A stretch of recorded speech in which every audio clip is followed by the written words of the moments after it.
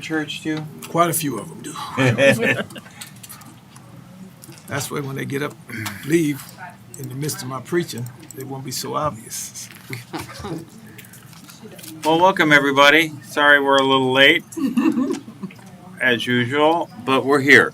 So we promise we will expedite this meeting as well as we possibly can. It's not like a Southwest Airlines where we're going to make up time and get you into the gate on time, but we'll see what we can do here. We're back. What's the matter? I'm just checking. Oh. Are we on? Or do we, If you're ready to be on, yes. for them?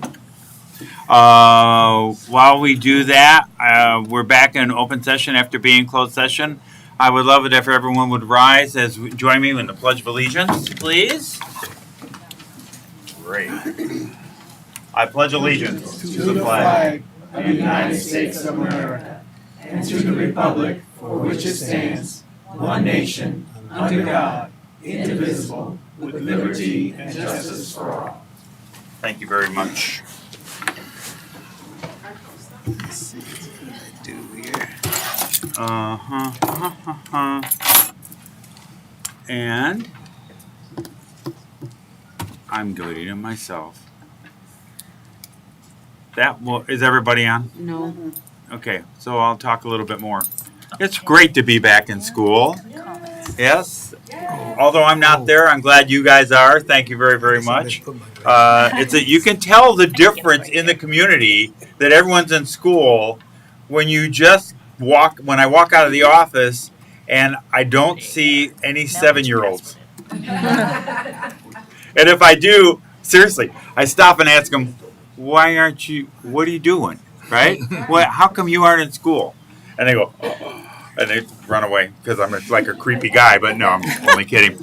But seriously, I'll stop and ask. But no, I don't see them, so which is a good sign that everyone's back in school. And everyone is kind of excited. And Royal Donut is back. Yes. Only got them one time. You get any yet? No, I got some one time. Yeah, it's tough. We went for that line on Saturday morning, and I know it was 6:15, and I got there, and everything was the parking lot at the abandoned gas station was full. There was a line out of the thing going out, and then my phone rang, and it was my daughter who was already in line. Okay. And she goes, "I got it, Dad. I'm number 3." So she came back with donuts. And who knew that they'd be out the next, like on Monday, they'd be closed. So, I don't know why I'm talking about donuts. Are you all in? I'm in. That's why. Okay. So, we have now, there are no discipline motions this evening, so we have the consent agenda. Do we have any additions or corrections to the consent agenda? We do. We can remove item 10. Remove item 10.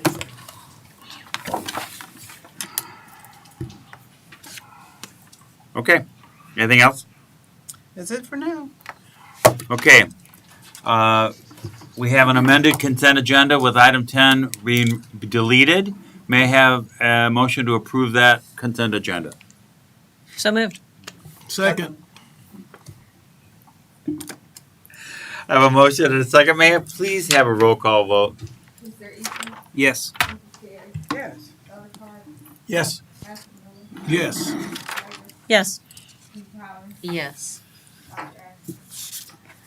Yes, motion passes 7-0. Mr. President, before we go any further, we have one of our new APs. He wasn't able to be here with us because he was moving with the U-Haul truck. But I would like Mr. Prophet, our new assistant principal at Northridge, if you could please stand, and Ms. Brooks, if you could just say a few things about Mr. Prophet. Well, let's clap first, yeah. Thank you. We are certainly blessed to have Mr. Prophet at Northridge Middle School. He comes to us with a lot of experience. I'm going to let him tell his story of how he arrived here at Danville, but we are certainly lucky. He falls right in with the fold with us, and we're off to a great start at Northridge. So I'm going to let him tell his story just a little bit, all right? Go ahead, Mr. Prophet. I started teaching as a band director. Taught for 17 years in music, choir, and enjoyed that. Decided to move into administration, became an assistant principal, then moved into the central office, chief academic officer, director of curriculum, professional development coordinator, moved all the way up to superintendent, retired out as a superintendent from Kentucky, and hated retirement. Started working for Western Kentucky University, started traveling to China, and then I moved and started working in China. I was there for 4 years. Actually, had our first interview while I was in China. And so, as it has, I went to Orlando and then got the call, and this was the job that I really, really wanted. So I packed everything in one night, got the U-Haul, and I was on the road for 14 hours. So I'm excited to be here. Wow. Thank you. Welcome aboard. Thank you. We attracted you from Orlando? Yeah. You were. Yeah. Whatever, yeah. I knew that's where I wanted to be. I am glad for that. But you could have been in Orlando. Oh, wow. That's awesome. That is a great story. Well, we'll get to know him. Mr. Band director and everything else. Did you play an instrument or were you vocal? Were you for? Instrumental, Okay, what did you play? French horn. Oh. Don't get dark on. Oh. That's a difficult instrument. Yeah. That's a brass instrument, though. They don't count. I'm only kidding. Well, welcome aboard. Thank you. We're very glad to have you. That we certainly appreciate it. Thank you. You're welcome. Any other surprises? You have anything else? I'll be. If I could just manifest people. Yeah, I'll take 10 more new people. That'd be great.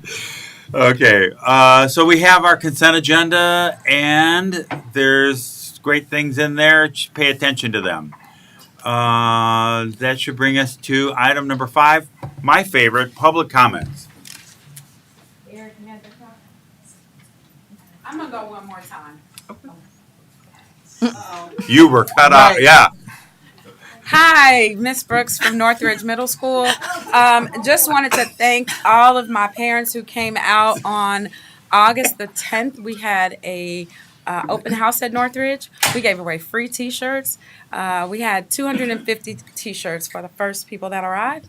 We probably had 450 people at that open house. So I'm so proud of our students for coming, getting their schedule early, finding their lockers, putting stuff in lockers. Parents trying to open lockers was actually the funniest thing, but we had little cards for them to try to help them out. But just wanted to thank my parents and students for making that event a really successful one, and my teachers that stayed to greet our students.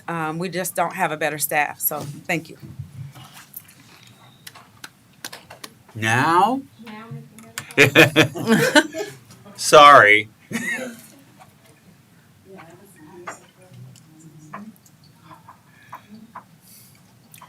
Hello, everybody, members of the board, Dr. Geddes, Dr. Jacoby, Mr. Hart, and D118 family and friends. Again, I'm Eric Nethercott. I'm one of the assistant principals at Mark Denman Elementary.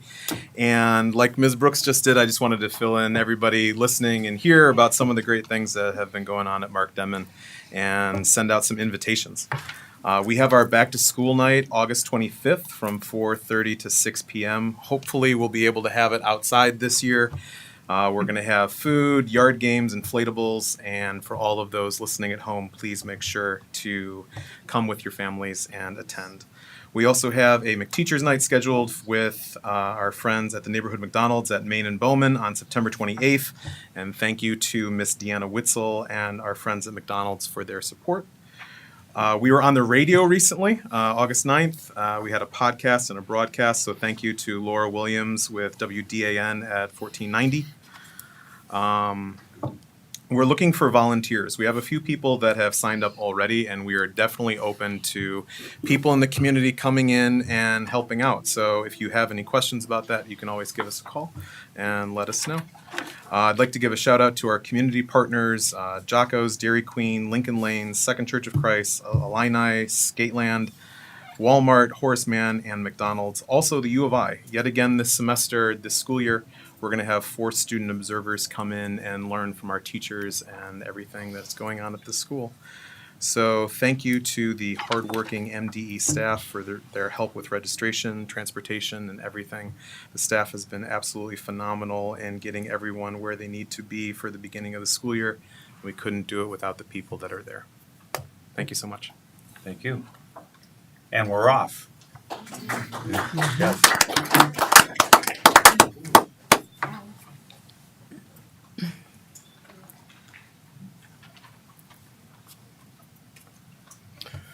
Good evening, school board, Dr. Geddes, Dr. Jacoby, Mr. Hart.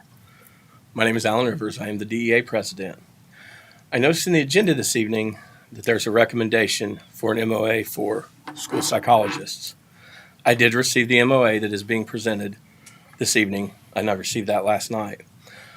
I hope that more MOAs of this nature, above and beyond what is currently in the CBA, will be created to help incentivize and retain staff in hard-to-fill positions, especially among special education staff, to help better support the students here in District 118.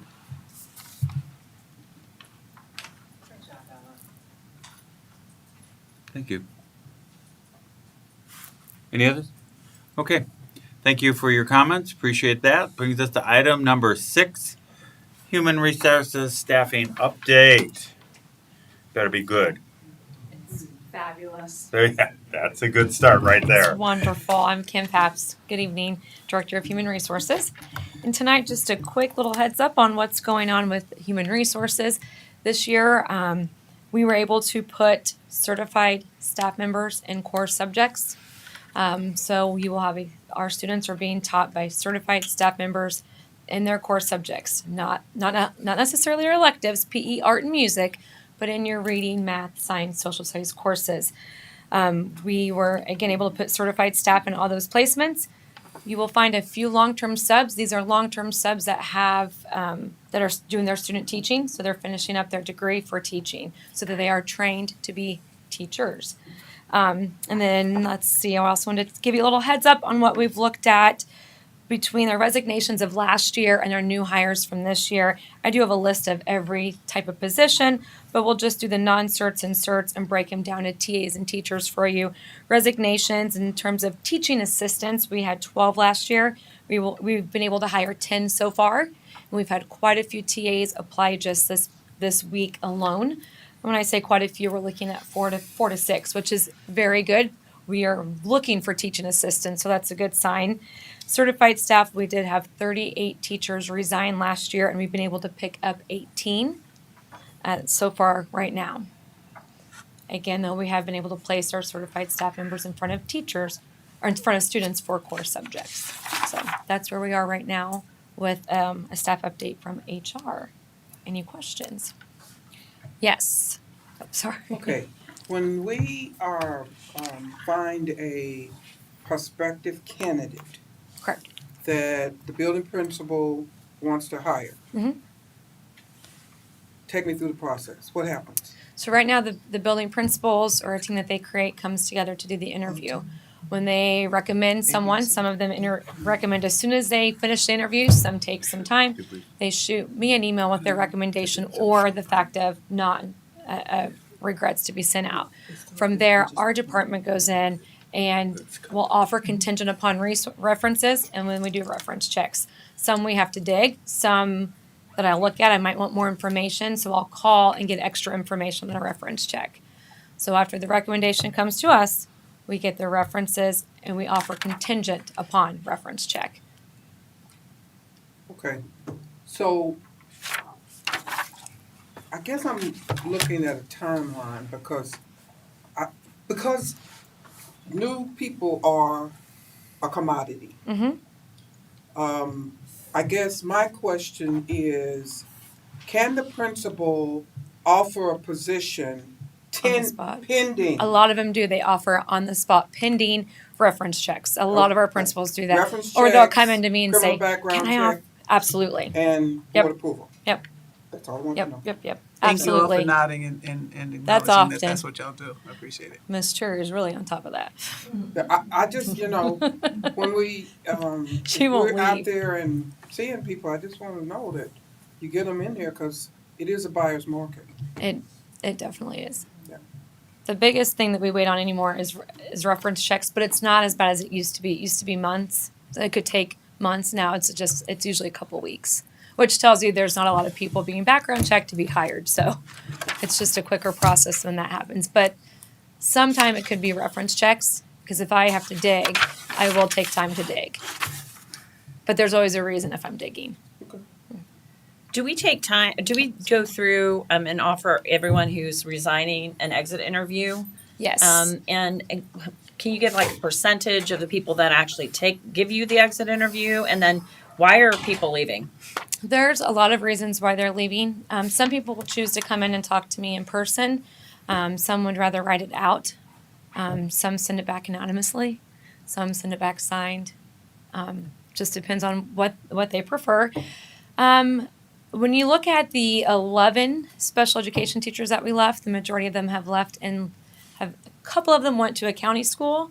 We lost a few to the regional office, ISB, online services. Let's say teachers, a lot of them we've lost to go home, wherever they're from. We get quite a few from U of I, especially at the high school level, and they'll either leave to go home, they'll leave to go with a spouse, a boyfriend or girlfriend. There's some that have left, a small percentage have left for the county, small percentage. A lot of them leave Danville altogether. Nothing, we get a lot of people that say, it's not Danville, it's not the school. It's not the administrators, I'm going home. Or it's been rough, I'm getting out of teaching. We had somebody that left to go work at Red Bull. They're leaving the field of education. Mm-hmm. Or they're going to mountain climb. I mean, the things that we've been given, I'm like, oh, well, that sounds like a great adventure. Getting out TRS, I'll mention things, and I'm like, well, you realize your retirement doesn't, a lot of people don't look at that anymore. TRS and IMRF retirements are not really a thing for some people anymore. So when someone leaves to go to ISB, which is the Illinois State Board of Education, or the Regional Office of Education, what is that all about? Why are they stealing our people? I know. Because our people are good. Rude. I know. They're trained very, very well. Very, very well. And then they leave the classrooms. They leave our kiddos. Wow. We've had one person already reach back out to the special education office that has gone somewhere outside of our whole area and is just not happy and thinking, maybe I want to come back. So we'll see in a few months or even in a year how many actually want to return. Right. So we keep that door open. Okay. So if someone does leave and really hates it, come back. I'm sorry. Yes, the door is open, and they know when they leave, when they send resignations, the administrators reach back out to them. I reach out to them and just say, of course we wish everybody the best, but we're here when you're ready to come back. And we have a lot of people that return. So. Okay, thank you. Oh, one more. One last question. Yeah. Something I get a lot from the community, people in the community, are our science positions at the high school. Could you please talk about that? In terms of? We don't have enough science teachers at the high school, correct? Right now, we could always use more science teachers, absolutely, but what we've had to do is eliminate some of the course offerings. So they are being taught by certified science teachers. But how many classes do we not offer? That one I'm going to have to, yes, thank you. We hired an anatomy. Science is a little different because it's not like a science teacher that's certified at high school can teach all sciences. Correct. You have to be endorsed in specific areas, biology, chemistry, et cetera, et cetera. We had a person who was hired who was supposed to teach all the anatomy classes and something else. We had two science people. Or two of them. left. And one of them literally resigned mid-July. So we had all those sections all ready to go, which is why I know, but they were sent communication as soon as it happened saying we're going to have to pick some different courses. And that's unfortunately what happens is if we don't have the certified teacher to teach it, we offer online, but the kids, some of them, that's not really what they want to do, or we try to find different courses that they can take. With science, it seemed like we got very excited. We had somebody, then they left. Then we had somebody excited again, and then they stayed where they were teaching. So it was not fun. As soon as you get excited, it changed. Do we cooperate with DAC? Yeah, we are They offering have- some online yes. classes. I heard in that. math and Yeah. science and other course areas as well. Mm-hmm. So we arrange a student schedule to allow them to be able to go to DAC, or are And they take- after And their hours AP. classes, or? Yeah, it's, go ahead, Amanda. For this last minute change for this semester, there's just online, there were 3 classes that I worked with. You know what? The community will not be able to hear Yeah, you. come on up, Can you come up? Amanda. I know you'll be back Ms. up Campbell. later on in this presentation with Dr. Jacoby, but since this is a question on the table, come on up. Thank you, and they need to hear. Mhm. Thank you. So there were 3 classes that the AP students, because we had to cut AP Chem, AP Biology, Anatomy, Zoology, Botany, Environmental Earth science. Earth Science, Environmental. and AP Environmental Science, yes, all of the above. So, quick turnaround, they were offered just 3 online classes at DAC that there was room in. So they still had to go out and take the placement test, so it was quite a process. Second semester, we are working on getting we are working on getting a teacher to come for at least one period to teach a physical science dual enrollment. All 3 of those were dual enrollment courses that were offered that are IAI and will transfer on, so But not AP, not AP.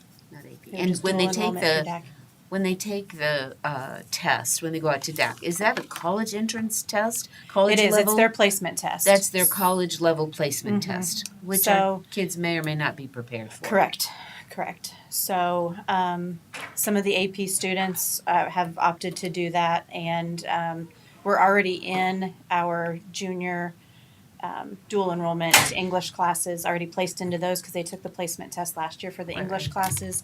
So that was they just had to take the math placement, so it was a little bit easier transition, but so hoping to continue working. That was the last minute fix that we came up with for some of the students, so still working on that for second semester to have some more offerings. So. Yeah, I have a question about that related to science. It might be able to come later, but I'll just ask it now. Sure. You don't have to tell me your personal opinion, but let's just assume that it's true that online courses aren't as good at preparing you to take an AP exam, say in science. Is there anything our district is going to do? Because if you don't have a teacher in the room, I'm going to say it's a little bit more difficult to get some of those questions answered and explained in a way that you're going to be able to pass the test the way the AP test requires you to pass it to get credit for college. Are we going to do anything to help? Can we do anything to help the students, specifically the ones that have to take an AP class to get dual enrollment, to be prepared for those tests when they don't have a real teacher in front of them? Sure. I don't. That's something that we'll have to work on. Well, I just need clarification, Mr. Easton. So if a child wants to take an AP class online, we have those. They can take them. We never stop. If a student is adamant and they want to put an online class in their schedule in lieu of, for example, we have Odyssey Wear Academy. Right. We have Yeah, that's what I'm referring to. Yeah, absolutely. We've offered that to students forever. But what we're hearing is some of our students did not like the online isolation. They want a live teacher. But if a student is adamant, I need AP Bio, and they want to take it online, we absolutely provide that for them. Right. And we have the resources to do that. Yeah, but I guess what I'm asking is, are we An doing actual anything? teacher to. Are we doing anything to make sure when they go to take the test that we've helped them?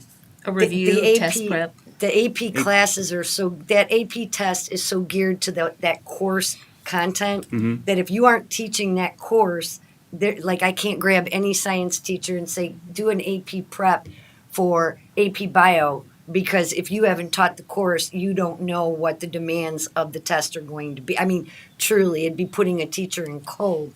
Now, test prep, as far as the DAC entrance exam to take dual, we can do absolutely prep for that. But it's not as intense, like I would say, as the AP prep that you need to take an AP test, which truly, that is a year-long process or a semester-long process that the teacher facilitates while they're teaching the class. So it's a little bit different. But just so that I understand you, you're looking for, if we can't offer these courses to students with teachers, how are we going to build a support for students who want to take AP? Well, AP specifically, but I'm just not convinced online education's as good as in person. So filling in the gaps when we know they are there. We need teachers. We're doing what we can. We're doing what we can. I mean, we are. Yeah. But nothing beats an effective teacher. Right. I mean, Yeah, but that's if the student is in a dual credit, they're gonna get the college credit. right. They'll Right. get the college credit. AP If they is pass the different. It's test. based on the test. If they pass the test, No, yes. no, no, Placement not the test, AP. you I'm mean? talking about, if Dual they enrollment. are in dual enrollment and they pass the course at DACC, They get the They credit. they credit. get the credit. Yeah. Yes. Okay. That, Yes. Yes. They've But placed with into it. AP, you have to take, you would get your class grade, and then you also have to take the AP test, and then you have to get the score Score for- that their college would accept. Yes. So it's just two different tracks, right? Sure. So It if is, we're not, We've had a lot of kids benefit from AP going into college with a number of credits. We've had a lot of kids that really benefit from that. But not just AP, it's dual enrollment. Also, It's a combination. Right. yeah. They Yeah. don't just take AP, they take the dual enrollment too. That's why a lot of our students go in, for example, and many of you that are sitting there, your kid did the same thing. My son skipped a whole semester of courses and graduated a semester early because of the dual enrollment and AP classes that he took at Danville High School. But students take the AP classes all the time and don't take the exam. I know. so what I think And I'm, we pay for it and they still don't take it. I know. Because they're afraid of it. It's hard. I've taken one before and it scared me. but what I'm hearing you say is that while we're in the middle of this kind of science teacher crisis at the high school, we are still working to build that to build bridges with the dual enrollment program Absolutely. at DACC, and they're working along with us Absolutely. so that those students who are college bound they still have something available to be able to get those credits if they want to. Absolutely, and for the first time in a long time, last year, we had actual teachers from DAC in our building teaching the courses to our students. And that hasn't happened in a long time. And they're back this year, We are working on more of that and more opportunity for our Danville High School students to be able to go out to DAC and take other. And the community missed all of that. Tracy Chair needed to get the mic as well.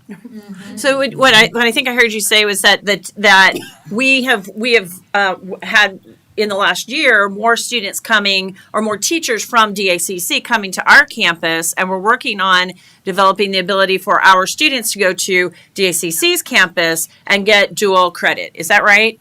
Did I hear that correctly? We still have DAC instructor this year as well. They are recognizing our need as well, and we are working with them to. And last year, we had a staff member, it was a long-term sub that left, but certified to teach the dual enrollment, that left very abruptly in the middle of the year. And so I immediately contacted Dr. Nacco, and he, within, the next day, less than 24 hours, he had arranged for Dr. Davis to meet with us to set it up so that she could come to Danville High School and teach those classes, because the majority of her classes at DAC were online classes.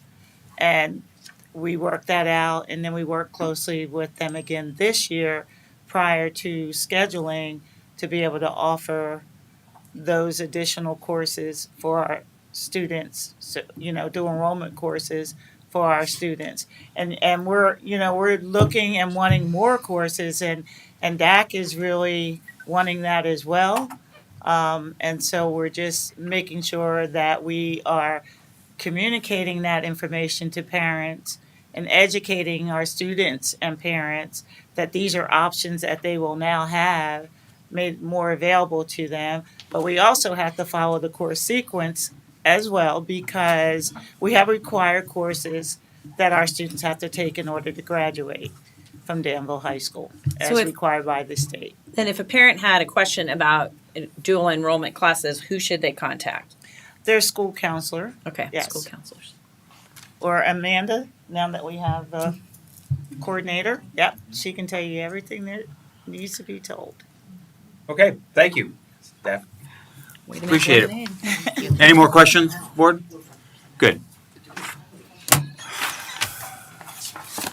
I like some online courses. I don't know about you guys.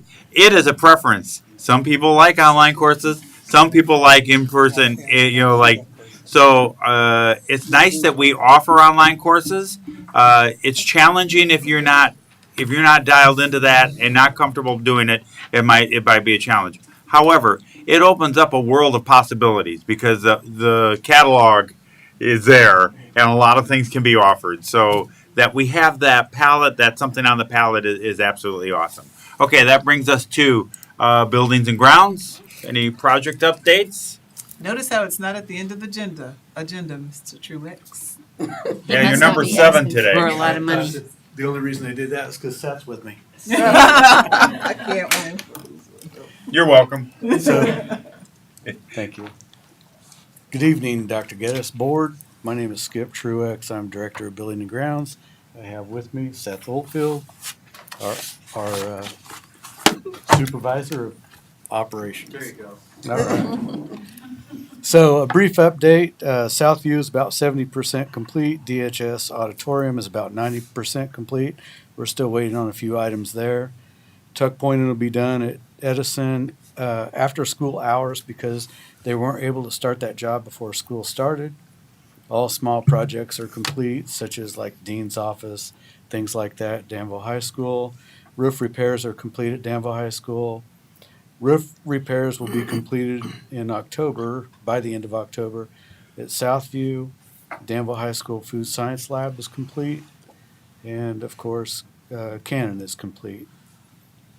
Along with that, I want to give a big shout out to the custodial staff at Southview and the second shift custodial staff at Danville High School that moved to Southview to help turn that building upside down in about a 12 to 14, 16-hour period. And it was probably more like a 12-hour period, and it was phenomenal. There were some people that were worried, and I kept telling them, just be calm. It'll happen. It'll happen. We'll get it. And just like they always do, they pulled through, and it really looked great the next morning. It really did. So, moving on from that, before Seth gets started on his stuff, I'd like to ask the board to accept the. Wait, you gotta let him ask questions first before you bid. Okay. Any questions? Will we be done with the DHS auditorium by Midwest Classic? Yes. That's all I wanted to hear. Yep. Thank you. What about the seats? That's still on track? The To what? recover the seats, 40 at a time, or whatever. Yeah, well, that's going to be an ongoing thing, and it'll take about 9 months for that, at least. Is it gonna get started So- soon? We'll be getting started soon. Yes, we will. Okay. Okay. Next. Okay, so I'd You're like to gonna ask the ask for board something. to accept the bid from Track Services Company of Elburn, Illinois for $419,000 to resurface the track on our practice field. It's our all-weather track across from Danville High School.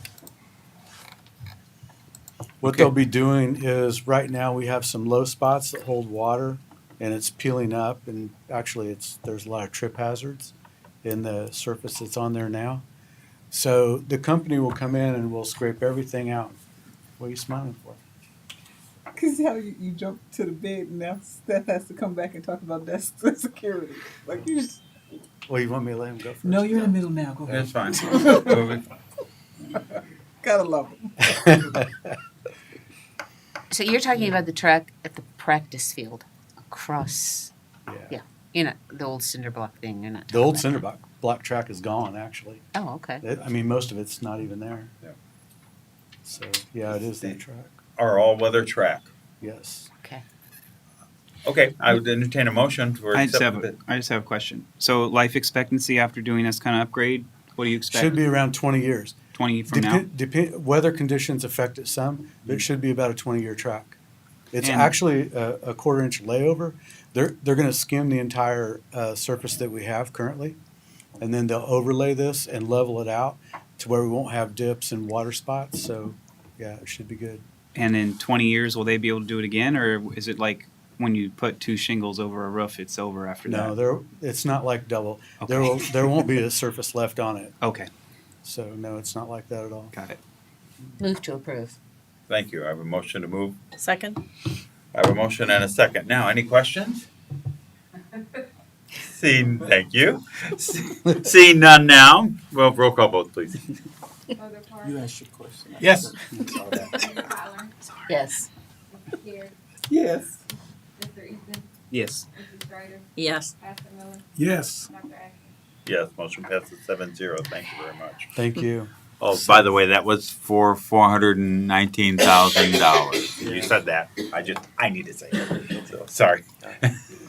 Now we're gonna go back to the building and grounds update. Now back Which to is the fine. updates. Yeah. So I'm just here tonight to present on 2 totally different topics, one being security and the other being the new furniture. So first I'll talk about security. The district has adjusted its security posture to meet the demands of the current threat environment. The adjustments has touched every aspect of our security apparatus. The following is an overview of the adjustments made.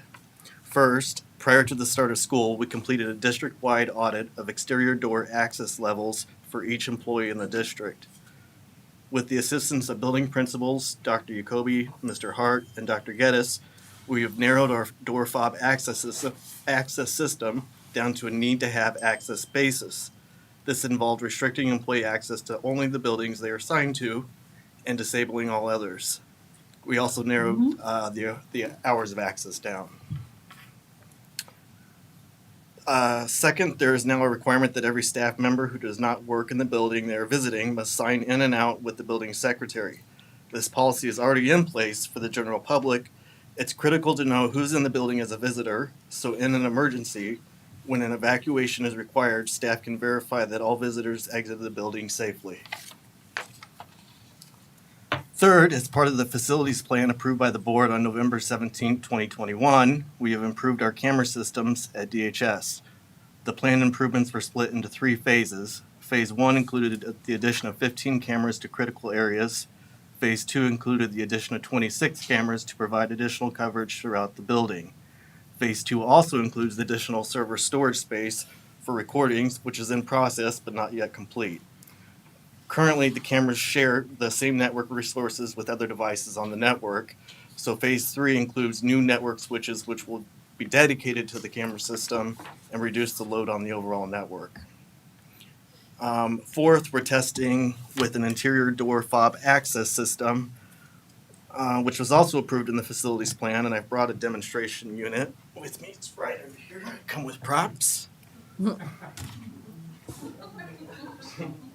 So this is the unit that we would like to install on classroom doors.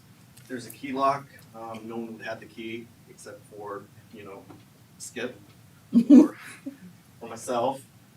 There's a keypad entry. So if the fob reader's not working, there's a keypad override. But this is the important part. So I can take my staff ID, swipe it across there, and it grants me access depending on my access level. Of course, there's an audit that goes with it that says who went into the classroom and at what time and on what date.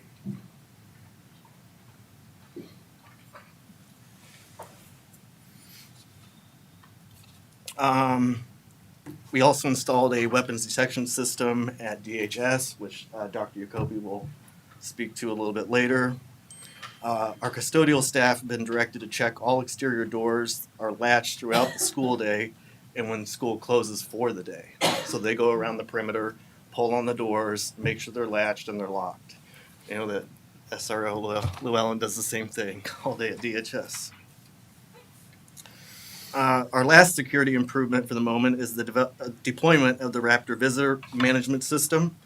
The Raptor system quickly scans visitors' IDs or driver's license and checks it against the database of persons convicted of committing crimes against children. It's this device here. And so what you do is you stick the staff member sticks the visitor's ID card or driver's license in the slot. It pulls it down, shoots back out in about 2 seconds, and then it comes up on their screen whether they're green or red, good or not good. They receive a badge that they put on their shirt, letting them know that they passed. This has been in use at Northridge and at DHS. We're going to deploy it to the remaining 8 schools over the next 2 weeks. Oh, now on to furniture. So finally, quick update on the new furniture that was purchased for Southview, Northridge, and DHS. Southview received 627 new student desks, Northridge 685, and DHS 1,294.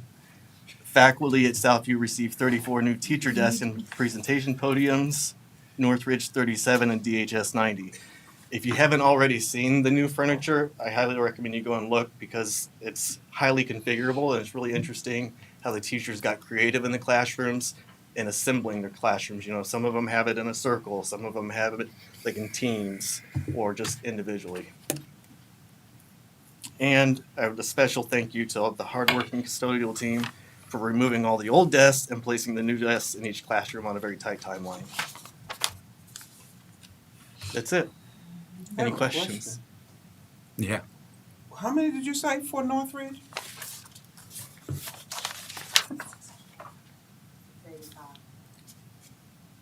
685.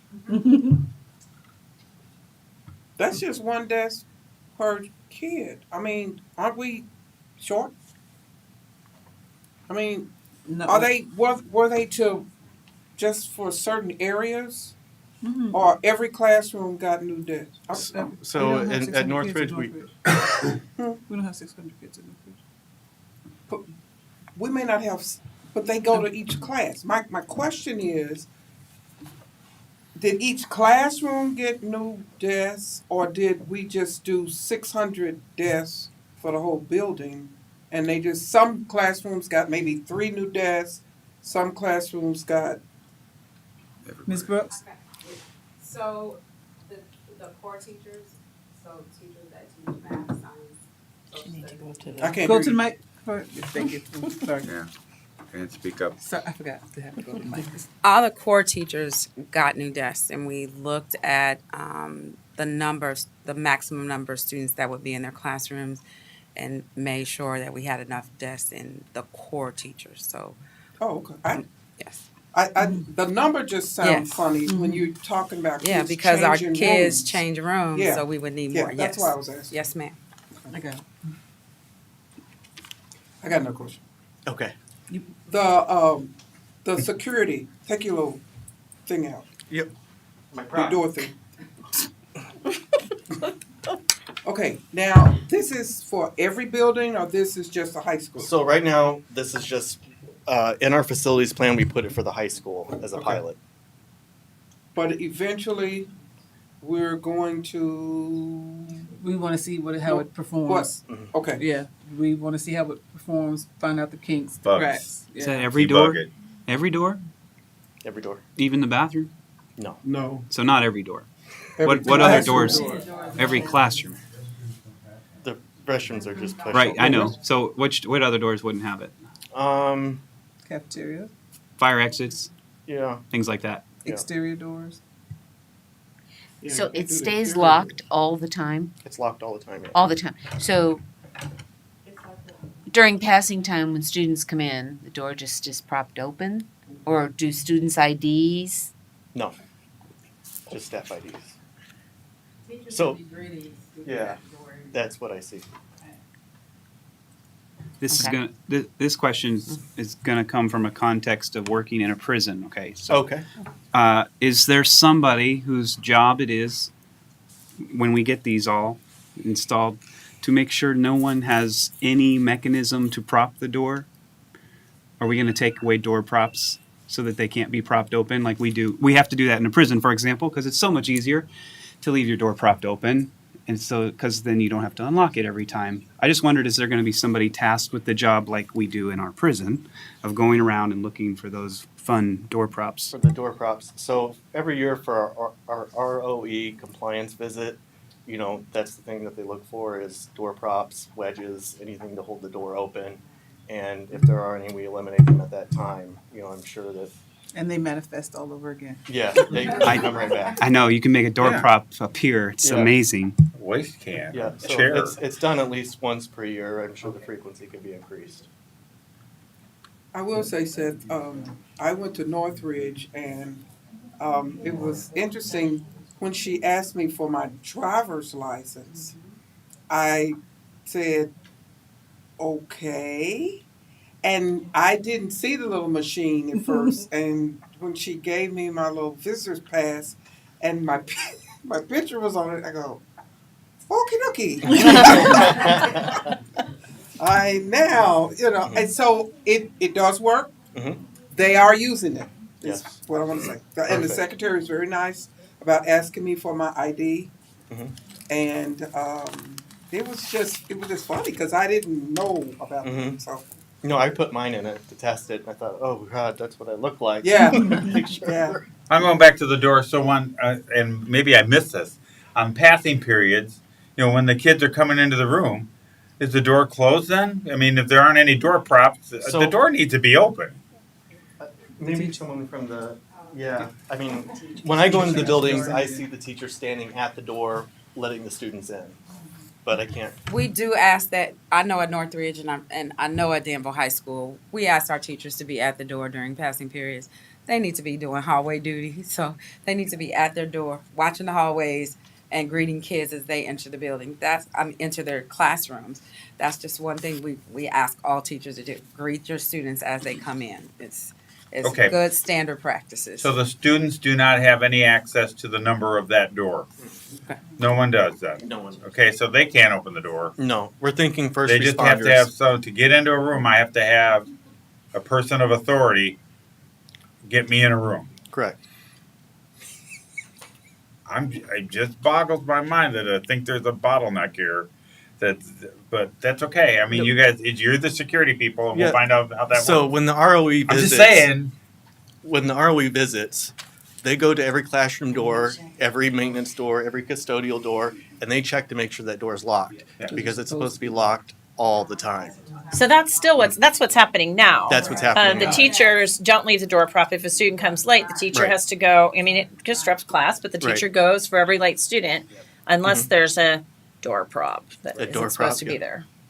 Okay. I did have another question about, and it may be a Dr. Jacoby question if it's about the weapons detection gonna- system. So is that later? Mhm. Okay. Fine. Okay, see no other questions? Thank you.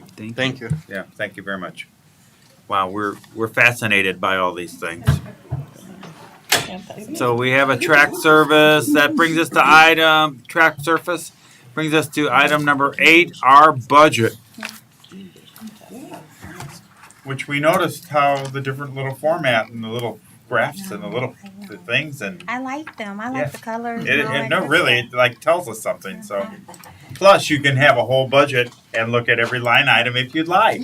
It's still there. Good evening, board. Dr. Geddes, D118 family. I am Narcissus Rankin, Director of Business and Finance. This evening, I am proposing that the district post the proposed 2022-2023 budget.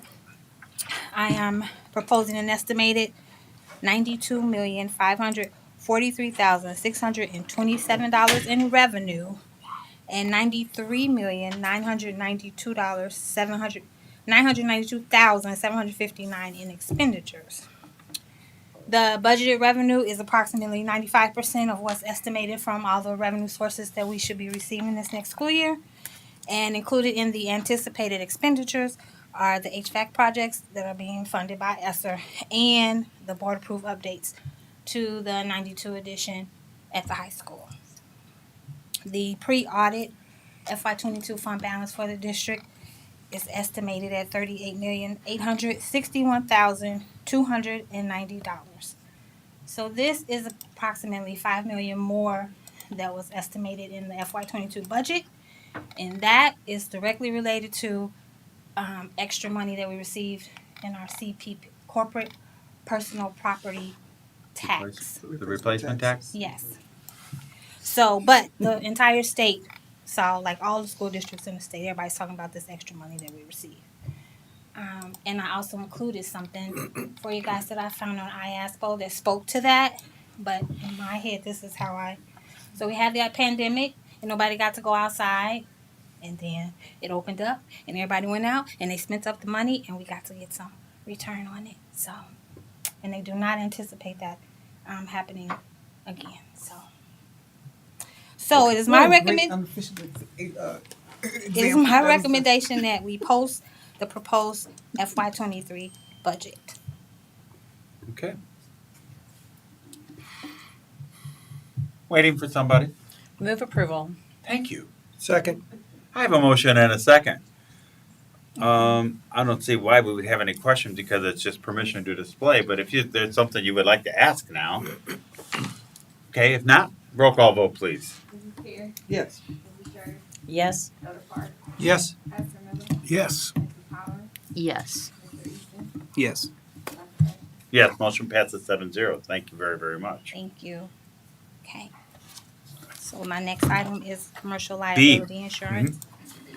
So I am requesting that we renew the commercial property and liability insurance with Liberty Mutual for a total of $310,063, which is an increase of $28,630 from last year.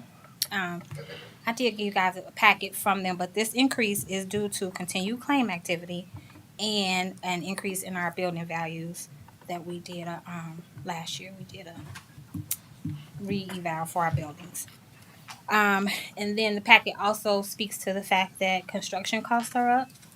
So I guess the insurance company is thinking that if we should have to do something, it's going to be more expensive. So that's the reason basically for the increase. We have continued to have a good working relationship with Liberty Mutual, and so I am recommending that we renew for the FY 2022-2023 fiscal year for the commercial property and liability insurance with Liberty Mutual. Move approval. Second. Have a motion and a second. Any questions? I have a question. In the packet, you listed there, for one, if I assume it was you who negotiated the price. Mm-hmm. So thank you, because they tried for 25 and you gave them 18. Liberty, yes. So Liberty thank you. Mutual did. That's It was great. American Central. My question is though, why was it that we couldn't get any other companies to bid? What do you think we claimed that made it so we were unattractive to other companies? So I did ask him for like examples of claims because like with insurance, you know, when you put in claims, your insurance goes up. So we had a couple of auto accidents. There was a fire for the band's truck. Okay. There was an accident in the science. Like we just have claim activity, and so that makes us less attractive. Risky? Not as yes. Okay, thank you. Okay, you have a motion for accept insurance, Liberty Mutual, $310,063. Roll call vote, please. Yes. Yes. Yes. Yes. Yes. Yes. Yes, motion passes 7-0. Thank you. Thank you.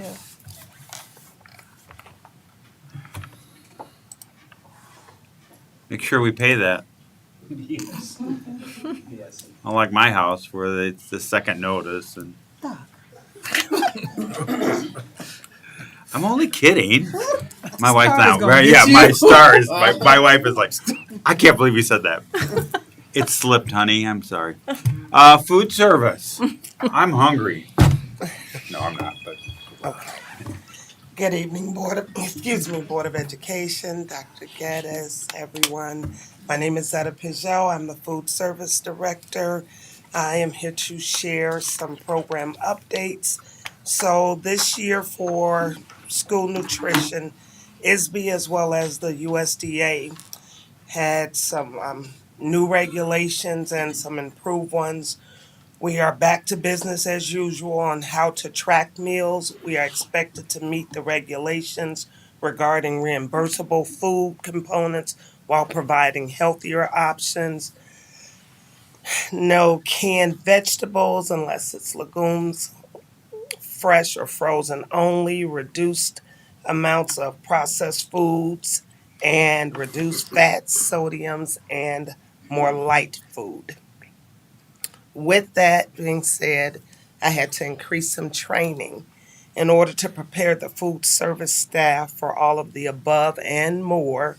We increased our trainings from the state required 4 to 12 hours based on the position and their duties to 8 to 20 hours. The trainings focused on state updates for school breakfast and lunch, snack and dinner programs, the menu planning, serving methods and portion control, allergy awareness, point of sale system, customer service, district policies around payroll, IT, HR, benefits, procedures for accurately counting reimbursable meals, civil rights, new hire training, and some other trainings based on specific positions and duties. So that's what food service has been up to for the last 6 weeks and moving into the new school year. You forgot the big one, food temperatures. And food temperatures. That's all a part of the serving method, the hygiene, food temperature, serving, some cooking, some additional cooking resources coming up in the near future. So a lot of training focused on elevating the staff skill level. great. How is the student response to meals this year? So we haven't been able to assess it yet, but we are with what we served yesterday. It was chicken Alfredo. I received a lot of feedback from that they were excited about it. I'm also working with Ms. Campbell at the high school with a student advisory, trying to set up some additional ones as well so that I can have a regular response from the students. I have been working with vendors to get in sample products so that I can actually have sample days where we can try some new items as well as entrees for the students so that they can let me know what works for them. Could you explain what a reimbursable meal is, what and why that's important? We are still on the community, what's it called? The community program? CEP. The what? CEP, community eligibility. Yes, the community eligibility option, which means all of our standard meals are reimbursed by the government, right? Yes, But yes. then if that's, so what's a non-reimbursable meal? And can you just explain what goes into that a little bit? 'Cause Sure. that's a lot of training for your staff. It is. For breakfast, there's 4 options of components that's offered for breakfast, from a grain, there's a milk, juice, and fruit. The students have to take at least 3 of those in order to have a reimbursable meal. If they walk up and say, I just want a juice, I don't want anything else, that's not a reimbursable meal. Some of my staff didn't understand that, and so that's a part of the training. Same thing for lunch. There's a total of 5 components from milk, juice, fresh fruit, vegetable, a grain, and protein. They have to take at least 5 of those. Same thing, the staff needed to understand what that meant and what it looked like, so that this is a year that we anticipate an audit from the state. And I wanted to start to expose it to them now and then continued education so that they were prepared as the state watched the audits and were able to assess what the student had on their plate to make sure that the district was paid based on a reimbursable meal. So we count each meal with the sufficient amount of components, and that's how we get reimbursed. That's correct. That's correct. And we're not penalized when the students throw it in the garbage. The goal is to provide it to them with with the hopes of them eating it, but no, we're not. Okay. We're not. Because I've just monitored them over the years. Okay, yeah, that they, and so we I have wanna some send 'em to programs in Ethiopia place somewhere. coming up to address that as well, to try and help us. Part of that with the Students Advisory Council, help us learn what it is that you won't throw in the garbage. Yeah, something that they would prefer, that we would not have to waste food. Exactly. Even though the state's taking care of it, whatever, we still wouldn't want to waste it if all possible. But I know that's not, our responsibility in the sense of trying to force them to eat it. But it's the goal. But yes. It's not the responsibility, but I take it to heart that the goal is the menu planning is set up that the students will actually consume it, not just take it, but eat it. So, but we are not penalized, to answer your question, if they don't. Yeah, I mean, it just affects me negatively when I see them. When I know there's so much starvation around the world, our students act like. I'm guessing that having to take 5 items, there would be quite a bit of stuff that would be empty. Waste, food waste. Mm-hmm. And bless our staff, they were like, but they're gonna throw it. He only wanted the juice. You cannot do that. You must give the components. And so I understand their heart, because they didn't want to give it knowing that the child didn't want it, was going to throw away. But then you do not have a reimbursable meal and you haven't met the regulations. And we have, in years past, several citations from the state for that very thing. You have to do it. And so some retraining was necessary. Thank you. You talked about portion size. I get a little concerned about, especially the middle school and high school students, because our kids don't have a chance to go home after school before they go to a football practice or soccer practice, and so I just really worry about, I know that there's federal regulations about portion size that I did learn, but what do we foresee as a district in helping with those types of things? You got band practice, you got soccer practice, you got football. Pick me. I'm talking to the food service, but I want to answer that one. But that's my question. I mean, I know that we're looking at all these things, and I know that we're looking at opening up some other areas down at the high school. You told us that before, but now that's my question. Go. So glad you asked that question, Ms. Karen.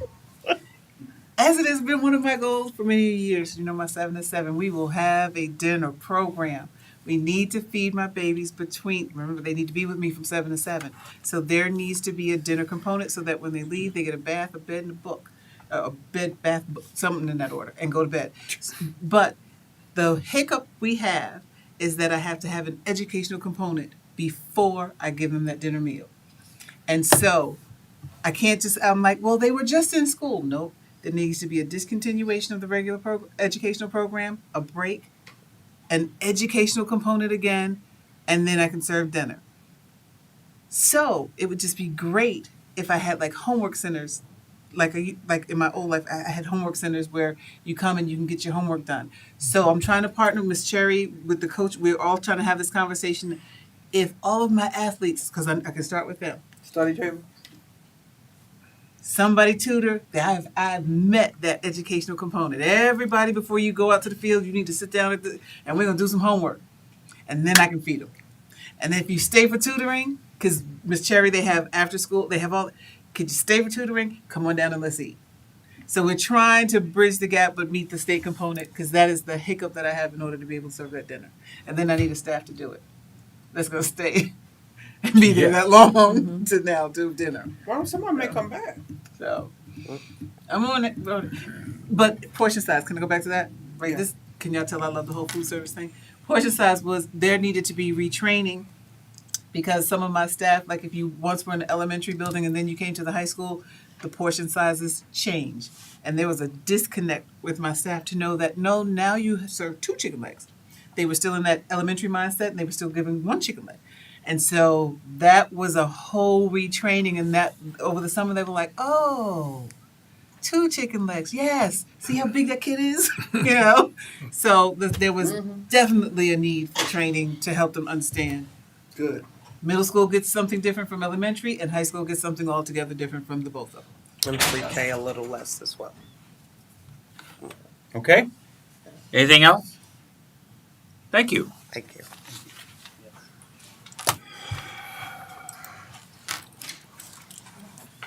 Item 11, special education.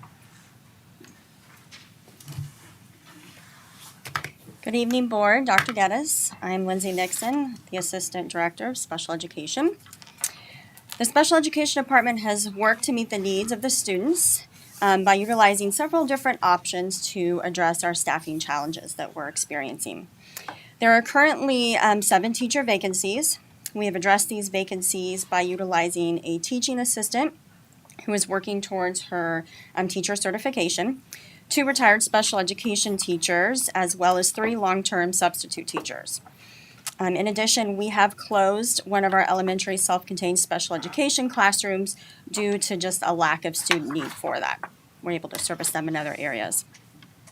We have hired 1 nurse, 1 behavior interventionist, 2 speech language pathologists, 5 school social work interns, 1 physical therapy assistant, and we have continued contracting with a physical therapist that we have contracted with for the last 3 years. We did reach out to OSF in an effort to try to get some physical therapy time from them and contract with them, but they politely informed us that they are experiencing their own staffing challenges, and were unfortunately not able to help us. Our current greatest challenge is staffing of our school psychologists.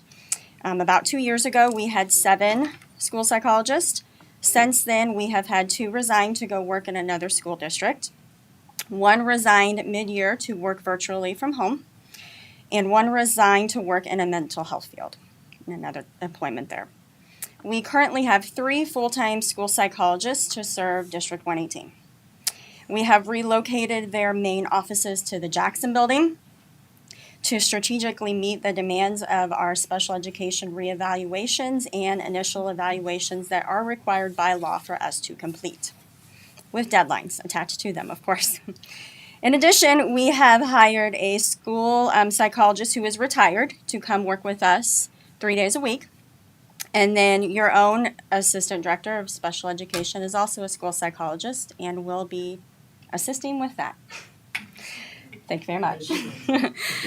So despite those staffing challenges, we feel that at this point and moment in time, we're kind of in the best situation we can be, considering what we're facing. Any questions? So you said there were 7 at one time. How many should we have total? About 7. I mean, to effectively meet the demands and do all of the duties, yeah, 6 to 7. Thank you. What about caseloads for, how many social workers do we have? Oops. Actual social workers. Oh gosh, I'd have to count. About 10. I didn't bring that with me. I'm sorry. I could count their names, but that's not really an area of, with the interns, the 5 interns that we have, we're in a better spot there than we have been in the past 2 years, probably. At least last year, for sure. Yeah, but your interns are not in every building. No. And they still, I thought that there was a state requirement for student load for special ed. There is for teachers in terms of how many can be in a classroom. There is a requirement for speech pathologists for a caseload. School psychologist is more of a best practice recommendation. They usually say one school psychologist per anywhere from 800 to 1,000 kids, give or take. But if you're looking at actual like evaluations, that looks a little bit different, of course. How many kids you have in special ed, how many reevaluations are up every year, how many initials you get. We have one school psychologist that could spend almost all of his time in pre-K. He probably does 150 evaluations a year. I can tell you from my own experience, that's a lot. A lot. I haven't done that many in a while. Probably this year, though. I'll probably. Okay. Any other question? Thank you. So the MOU is the next. Yeah. Perfect. Okay, so the school psychologist MOU is the next thing. And I'm going to try to handle this as delicately as possible. The Board of Education is acutely aware that I did not sign that recommendation. I do not agree with it. I challenge both the DEA and the administrators that worked to come up with that to do something different. I've received a number of calls from staff who are very upset because what it seemed to suggest is that we valued one part of the special education team over the other. Case in point, in that IEP process, there's a school psych, a school social worker. And so the question was, why is that person's time more valuable than mine? Those are the questions that myself and Board of Education members have received from teachers and staff. I understand and I agree. What I am challenging you to do is go back and find a better solution. Yes, I understand there is a demand and a need, but to pay one group 75 while the others are still getting 25, what is my compensated activity rate? 30? You can see the inequities and you can see the problems my staff has with it. It has created a great divide in this district. And you are in an unfortunate position because it looks a little self-serving because you are a school psych. Thank you. I've heard that as well from the staff. So I wanted to address that this isn't anything you did for yourself, or everyone was trying to find a solution to come up with something. No one had any bad intentions, not the DEA, not administration. They were trying to come up with a solution. What it did, however, was cause a divide amongst the staff. We're going to pause right here. We're going to come back to the table and find a solution that addresses everyone. Okay? Thank you.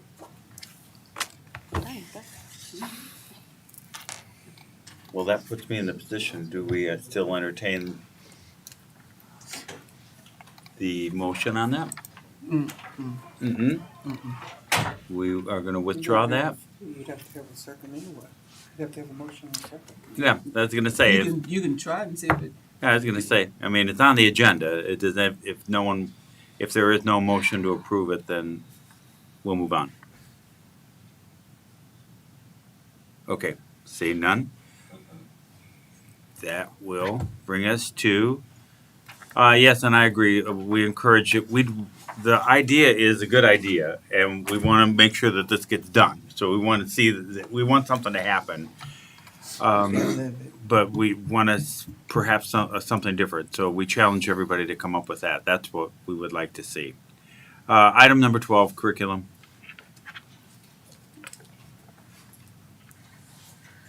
Good evening. I have a few curriculum recommendations for you this evening.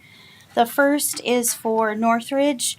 As Ms. Pabst mentioned earlier, we moved some teachers from elective classes into core classes, and by doing so at Northridge, we eliminated the Project Lead the Way classes and replacing them with STEM classes. So I have two course descriptions that I'd like your recommendation on this evening. Approval? Their approval or their recommendation? Their recommendations.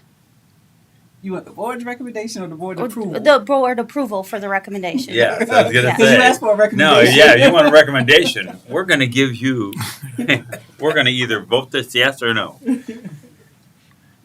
Poor Meb, she's like, I'm stressed. Yeah, so moved.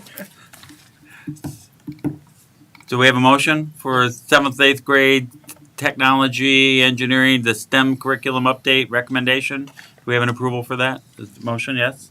So moved. Second. And we have a motion and a second. Any questions for this? What happens to Project Lead the Way? Hopefully it comes back next year. This was a hard one for me. That's a really good course. It bridges us to courses that we have at the high school. So hopefully it comes back.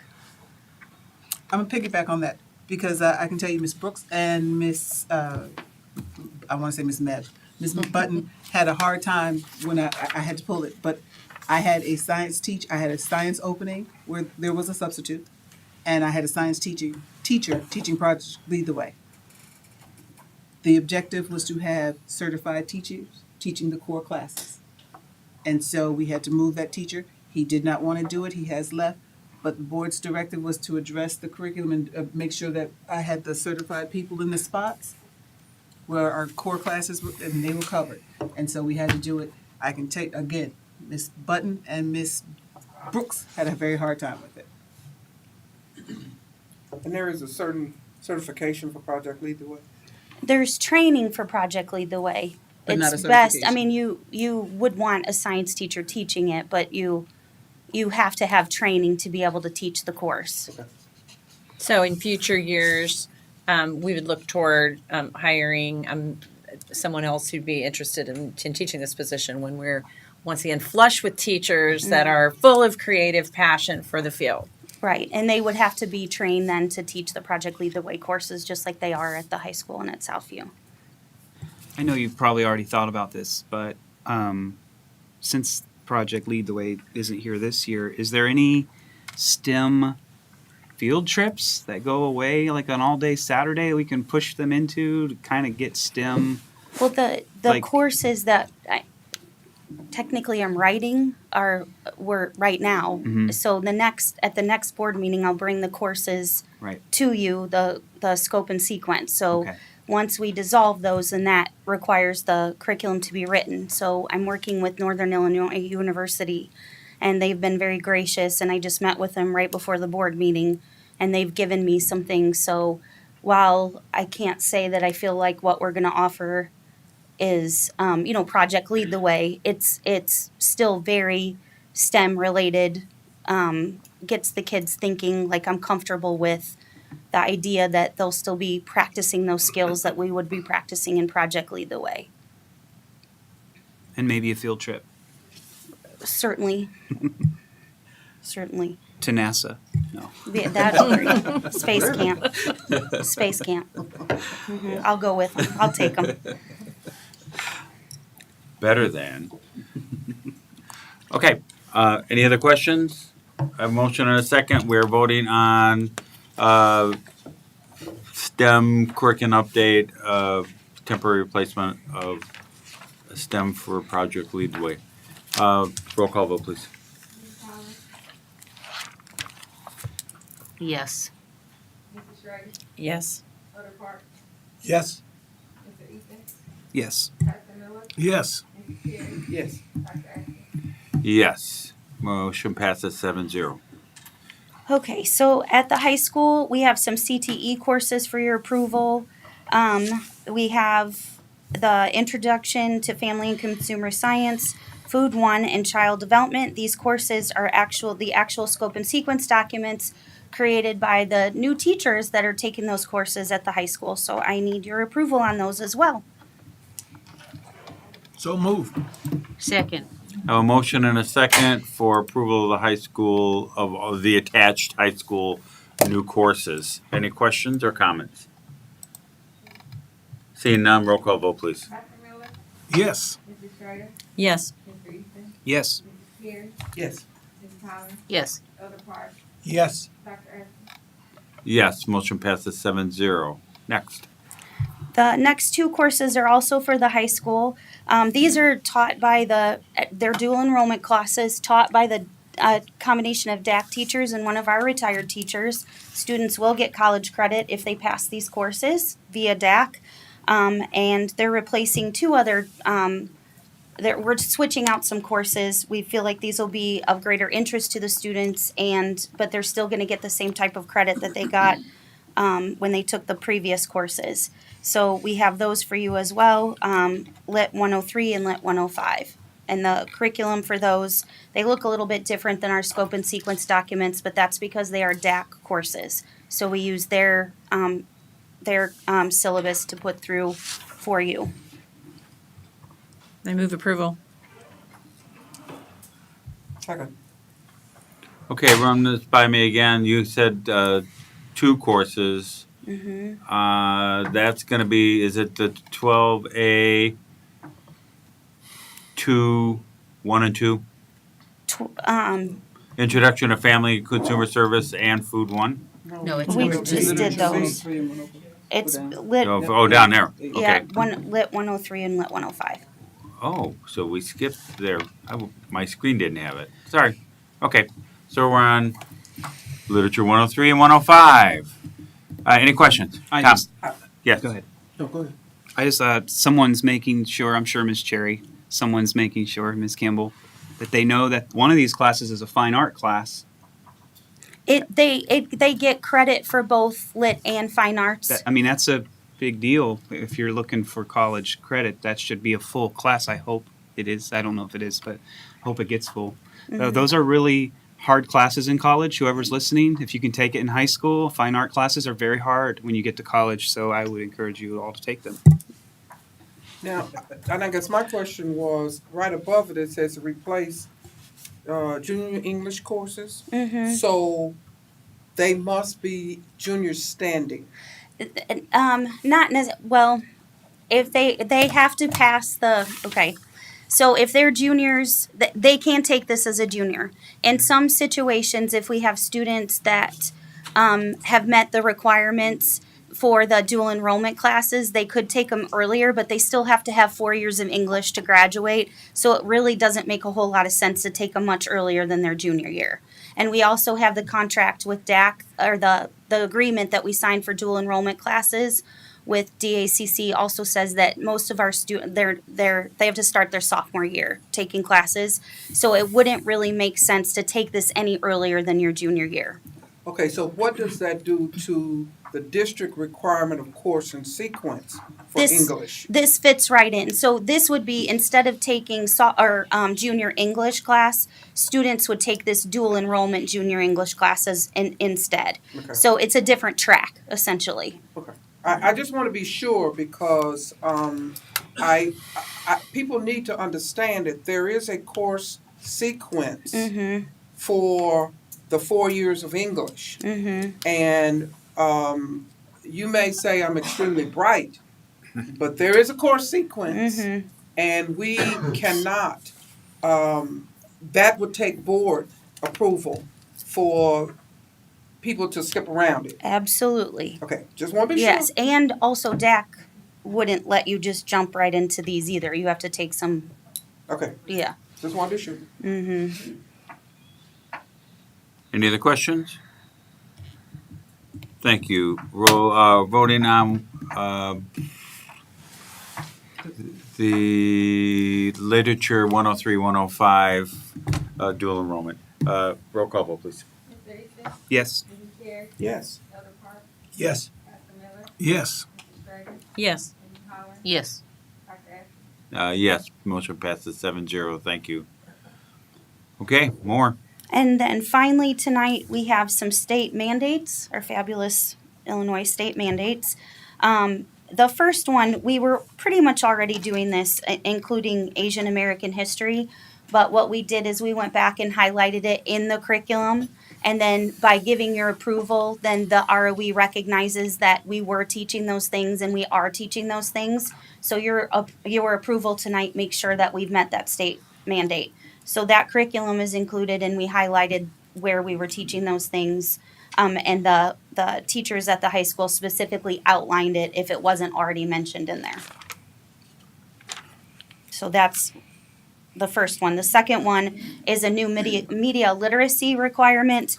The junior English teachers have taken this on with, they worked with our former media specialist at the high school, and they created they were really excited about this project. So that's done as well, and we've met that mandate now. So these will both be offered this year, and we've met our state mandates that came out for the state.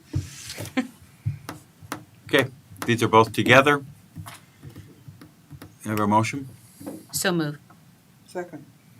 Okay, I have a motion and a second for approval of the recommendation for Public Act 10244 and Public Act 10255. Roll call vote, please. Yes. Yes. Yes. Yes. Yes. Yes. Yes, motion passes 7-0. Thank you very much. Thank you. Technology. Lucky 13. Although it's really 12. I since didn't we- catch that one. Well, I'm not asking for money, so that's a good thing. So I'm just giving you some updates, technology support updates. We've had some changes, demands and changes in our technology infrastructure. Inventory's increased. We're taking up on more of the Apple environment. With that, we've needed to make some changes. So the building techs have been reassigned to different buildings, and we've made just a whole new change. And so we're hoping that that will better streamline our workflow and get things accomplished. I know right now it's the beginning of the year. We're trying to get staff, students, everybody back and out. Beginning of the school year work. Hopefully right now we're working on this transitions and staff are working. I've got techs working at this building and that building and they're kind of getting familiar. So hopefully as soon as all the staff is ready to go, we're going to be full force and everybody will have new building assignments. So I think this is something the technicians have had the same building assignments for quite some time. So this will help a lot with especially the changes and demands that have been placed on our department. The next thing is the phone service. We've had some phone issues lately. We've been working with these have been our outside lines mostly. And so we've been working with AT&T, trying to get those resolved. And although fixing those was out of our control, and it was we did contact AT&T, they were pretty quick on getting with us and getting those fixed.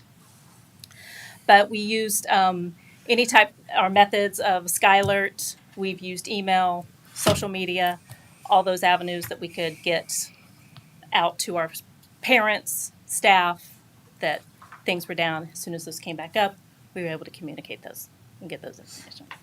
So those are really just the big updates that we've had in our technology department. So, Okay. any questions? Any questions? All No? right. All righty. Comments, questions? Thanks. I think we're just wearing down. Item 14. I am wearing down. Thank you. Thank you. Didn't Good think it was evening, possible. board. Excuse me. It doesn't seem possible. No, it didn't seem possible. Okay. Good evening, board. Dr. Geddes. I'm John Hurt. I'm the Assistant Superintendent of Elementary Schools. And I just wanted to kind of give you an update on the repurposing of Garfield School and kind of where that stands. Obviously, not necessarily a priority right now for all, but for some, curriculum department, grants department, buildings and grounds. The building is being used. It's being utilized well. From school supplies, setting up rooms for supplies for the homeless, and of course staging any materials that buildings and grounds would need for any projects that we have going. So again, didn't want you to forget that building was there, and it is being used as we described in past board meetings. So I did want to give you an update on that. Also, I'd like to update you on attendance, even though it is our attendance. Enrollment, sorry, even though it is day 4, I thought I would fill you in. And even though registration seems maybe to be slower getting people in, I will tell you that at most schools, most elementary schools, most middle school, high schools, enrollment's actually up. So we're hoping that we can keep that trend going. So I'm just going to give you a few numbers. So Edison School is up by 15. Liberty's enrollment is up by 85. Some of that could be attributed to The Garfield students, remember, we had 167 students who are between Liberty Northeast and Mead Park. Mark Denman is up by 22. Mead Park, believe it or not, down by 3, and they have those a lot of the Liberty students. So I'm not really sure. I'm sure the Fair Oaks, again, that was their part of their residential area. So as that came down, we did lose families there. Northeast is up 33 from last year, and Southwest is up 30. Some of those numbers can be a little misleading, so I would like to explain. Southwest, the being up 30, a lot of that can be attributed to pre-K, which Mr. Rice will speak about. And Edison being at 176. Again, their pre-K numbers are up just a little bit more since the beginning of the year. We had a large number of 3-year-olds last year, so they were all ready to begin at the beginning of the year. So that played into those numbers. So I did want to share that with you. I want to encourage parents to register. We are working fast and furious to get parents in to make sure that they have all their proper documentation, get the transportation running. Right now, if a parent would enroll their child in school, transportation will begin on the following Monday. The good news is they can see their transportation over the weekend now. So they just go into the parent portal, they click on busing, and it shows the transportation. And I cannot believe the number of families that are accessing schedules and their transportation. So that's a good thing. We can put communication out there, grades out there. They can track discipline. We've never had so many people be able to access information so readily. So it's really a good thing. And actually a video will go out tomorrow on Facebook, and it will walk parents through the steps to check grades, to check discipline, to check attendance. So some good things coming from that. I would also like to mention that at Northeast, they're up running and things are going well. In first grade, kindergarten is full, first grade is full, second grade's full, third grade is full, but we do have openings in 4th, 5th, and 6th grade. So if Northeast is a school that you're considering, please reach out to Northeast. They've been in session for a minute, so reach out soon so you don't start out too far behind. And that is all I have for my update. Mr. Rice. Questions? Yes. Since you mentioned transportation. That's next on the. We're coming. We got a whole section for you. Oh, different one. Okay. All right. Yeah, we made him wait. He's gonna be soon. It's coming. Good evening, Board. Dr. Geddes, Chris Rice, coordinator of Birth to 5 programs. Just want to give a quick update at where we are with our Birth to 5 programs. As Mr. Hart alluded to, a lot of pre-K students returning this year. On day 3, we started a little later. This week was our first week. So day 3 today, we have 213 students currently in seats, in attendance in our preschool programs between Edison and Southwest. So just to give you some comparative figures, we finished the year last year in the 290s at the end of the year. So we are up and running and looking pretty good. A lot of students that we have screenings on tomorrow, which will take place at the Fair Oaks Community Center. Next week, next Thursday, out at the Bowman New Life Church. So we will get a lot of other students. We have students just in waiting right now that we're trying to get all of our documentation and get them started as well. So we're making those connections. Just to kind of give you an update on our full day program, just a reminder, our Edison students, as part of our preschool expansion program, we have 3 classrooms at Edison that are full day programs. We currently have 51 students at Edison in attendance. And new this year, as part of our Preschool for All program, Southwest has 4 full day programs. This is the first year for those, in addition to our traditional half day programs that we're used to. We We have 57 students in our full day program out at Southwest. So those programs are off to a good start as well. Received word from ISB this week that in an effort to continue to build and provide resources to our early childhood programs, a lot of that due to just local agencies and not being able to staff and provide the same supports that they have been able to in the past, are going to give us some extra money, extra funds towards our preschool prevention program. Prevention initiative is actually our Birth to 5 programs, and we will see equates to about $17,000 added to that grant for us as well. So we'll get that funds in October probably by the time that goes through. So we're off and running. If I can answer any questions. Mr. Rice? Yes. Since Mr. Hart brought it up. Yeah. Thank you for having higher numbers. However, we still have room to grow. Because while we have 50, we're supposed to have 60 in 3. And then where we have 57, we're supposed to have 80. And then when we have 213, and we used to be at 290, which then the 290 was not the 300 we were supposed to have, we still have room to grow. So before we apply for a pre-K grant in a pre-K center, I'll give you an update in October and we'll have those, all of those full and be ready to go. Okay, man. So I do have a question, Yes. and I don't know if it's for Mr. Rice or for Mr. Hart, but you talked about having the documentation available. If there is a parent right now, an elementary parent, that is still trying to get their children registered, what documentation needs to be in the hands to the school? And I know you probably feel like you've answered this question 100,000 times, but just on the chance that somebody's watching. Students that are wanting to participate in the program? Yes. We just need to go through the screening process. We have those, like I said, starting tomorrow at Fair Oaks. Next week, we have 8 throughout the year in Danville. And people also forget about the county schools. We also support 10 schools in Vermilion County as part of our feeder program as well. But students can sign up for those screenings, or parents, you can call me at the Jackson building and I can get students enrolled in that process, or call out to Edison and Southwest and they can give you the same information. Perfect. So registering for pre-K is different than registering for the district because you have to go through the screening process and be chosen for pre-K. Correct. That's different, and I know you guys have questions about our overall registration process. Right. So beyond that, for pre-K, then what do the parents need to be bringing? So Dr. Jacoby, when she gets up to talk, she'll go. Okay. Gotcha. Thank you. Thanks.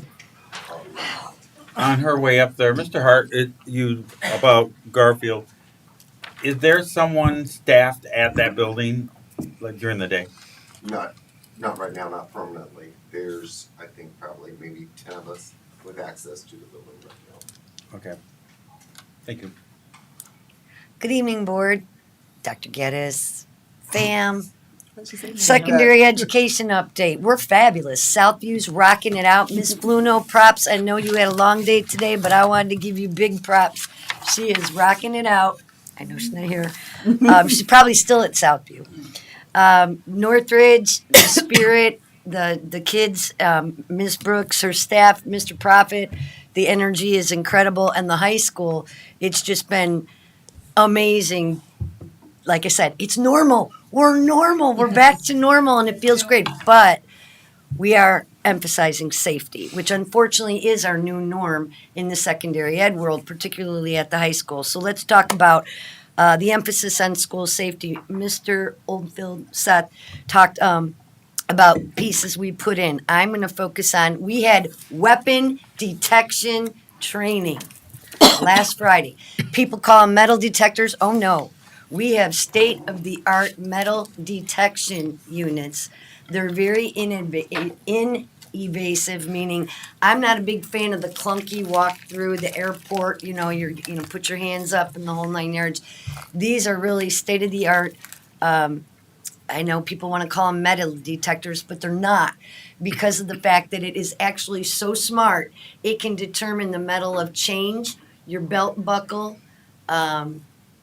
common things, keys. So Dr. Jacoby could walk through with her purse and nothing goes off because I don't have a weapon. Or did I? Because I set it off. And Mr. Oldfield was freaked out because my purse kept setting it off. And he was like, what's going on here? Turns out Ms. Brooks gave me a portable straw that you can take into a restaurant that's metal, that is shaped like the barrel of, it's the shape that set it off, which is why it kept going off. But I learned a lot about the detectors themselves. Like I said, I love the flow. They're at the beginning of the clock tower. Our kids roll through them. It's very easy. They do have to take their Chromebooks out, slide them to the side because Chromebooks will set them off. There's no way around that. We actually looked at several different models, and that was always, but it's fine. The kids are used to it. They just walk through with their backpacks. Yes, we still use clear backpacks. Kids are all with it. See them walking down Logan all the time. They got them on. It's becoming more and more norm. Seth is also, Mr. Oldfield, I'm sorry. He took a lot of time. We had new cameras installed, but not only that, he recalibrated and renamed them, or they're being recalibrated. He renamed all of them so that the administration can access security footage in a much quicker fashion. The district itself will have ALICE training take place district-wide on February 2nd, which is our first half-day dismissal, so that's another safety piece. Or I'm sorry, September. What did I say? You said February. I Friday, wish. September 2nd. September. Way off. Friday, September 2nd. All threat assessment protocols were updated to reflect the new requirements that the Illinois State Board of Ed put out, as well as the Illinois State Police clear and present danger reporting protocols were updated. All building administrators were trained on their administrative days with us on how to use those forms, when to use them. And so we really are looking at school safety. Now, I am going to ask Seth to help me out if you have any technical questions about the metal detectors. I can just tell you they are portable. We bought sets that will be outside for football games. We bought a set for the clock tower. We actually have 2 sets at the clock tower to keep the flow and the kids rolling in. We have a set at Circle Drive. And like I said, the goal is to walk through very naturally. Chromebook has to be taken out. That's it. Everything else. But if any type of weapon is detected or any type of thing that might set them off, a red burst of light comes off the top. The blue normally when everything's cool. Red if there's something up. The student gets pulled to the side. We have a secondary wanding piece, so then they can find out what's the source, perhaps, of setting off that weapons detection. Do I have anything else, Mr. Oldfield? You got it. All right, I tried. Yes, sir. Everyone that comes through, regardless, staff, visitors, teachers, Goes through. anybody that comes into goes the through the building metal has to go detectors. through. Okay. Yes. I'm sorry, weapons detection unit. Yes. Weapon detection. And this is only at the high school. This is strictly at the high school right now. For now. Yes. So now, you say we have one for the football, so that means only one gate? We have how many sets, Mr. Oldfield? 2 sets, so it would be only, like we could put 1 set at one gate and 1 set at another. They have to have their twin set to be together and working. I remember that too.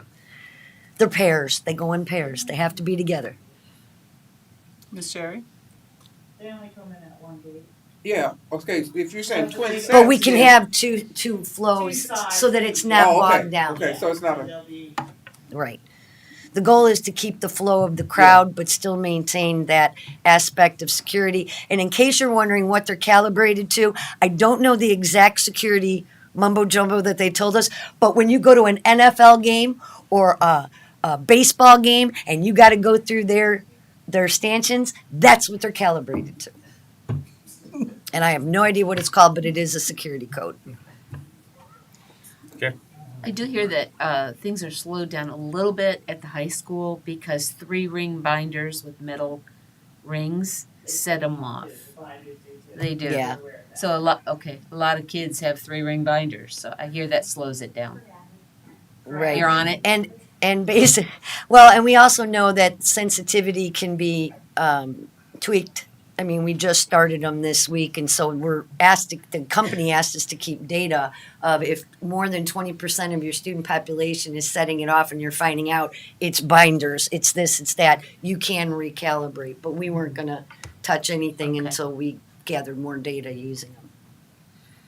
But we tested it with a gun and it found it.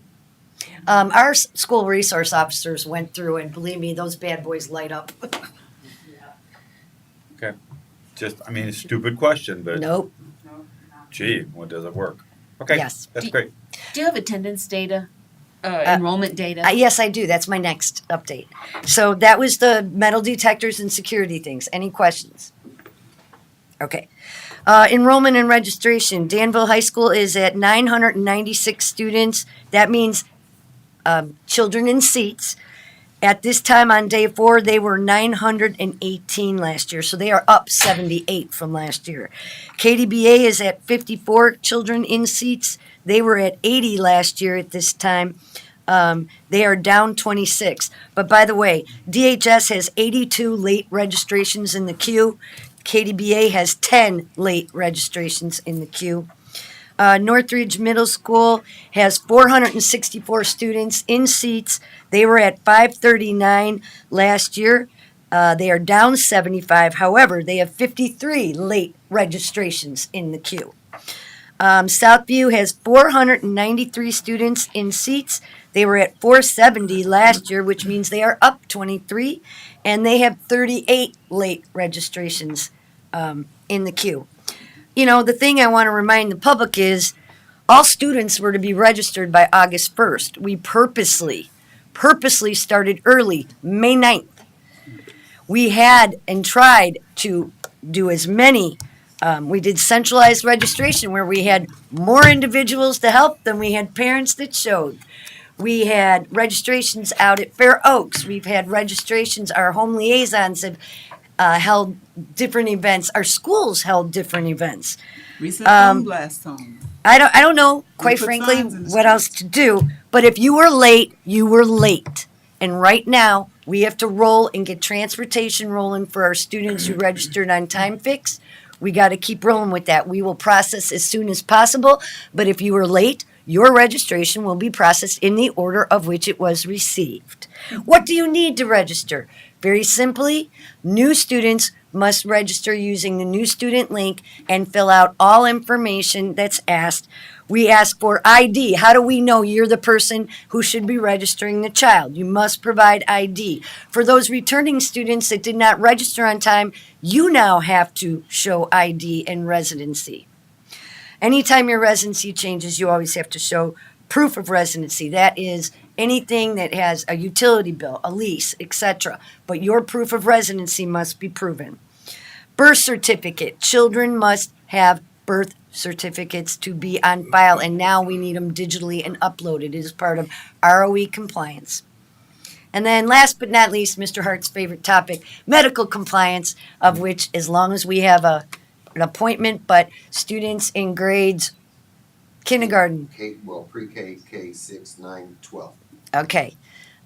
You need to have physicals. You need to have immunizations. And again, all of that was there for centralized registration. So I'm just going to say we've tried everything.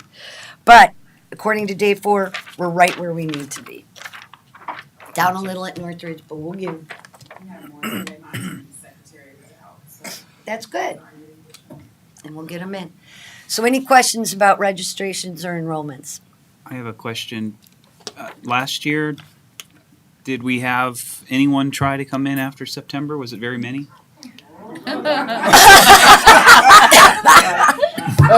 How many was it? Always.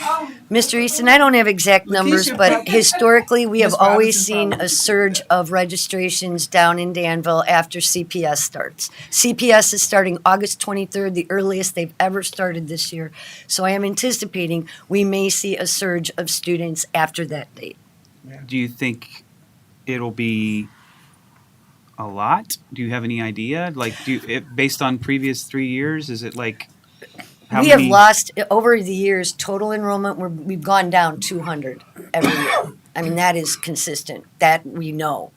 But if you were to say from day 4 to day 20, does our enrollment change? Absolutely. It increases, absolutely. Overall, we will report once we see a leveling out and say, okay, if we were here at this date last year, where are we at now? And then you can do a fair comparison. But I would shudder to even try to. But will we see an increase? Yes, I believe that. And how about a decrease? I'm sorry. Okay. You think we'll have a decrease? You don't think it'll go down? A decrease in overall enrollment? Yep. If we follow trend, yes, we will. Dr. Jacoby, you said 54 at KDBA? There are 54 students in seats at KDBA with 10 late registrations in process. They were at 80 last year, Is yes. this both middle and high? Middle and high school, yes. Okay, and now last year we said we lowered the numbers because of COVID. Right. So their numbers should, Go up. and so that should be seats that Northridge and Devil High School. Absolutely. I mean, Can there's start- absolutely plenty of seats at the high school level. I know at the 8th grade, they're starting to get a little full because they have the 8th to 9th grade acceleration program. So there's more students at that particular level.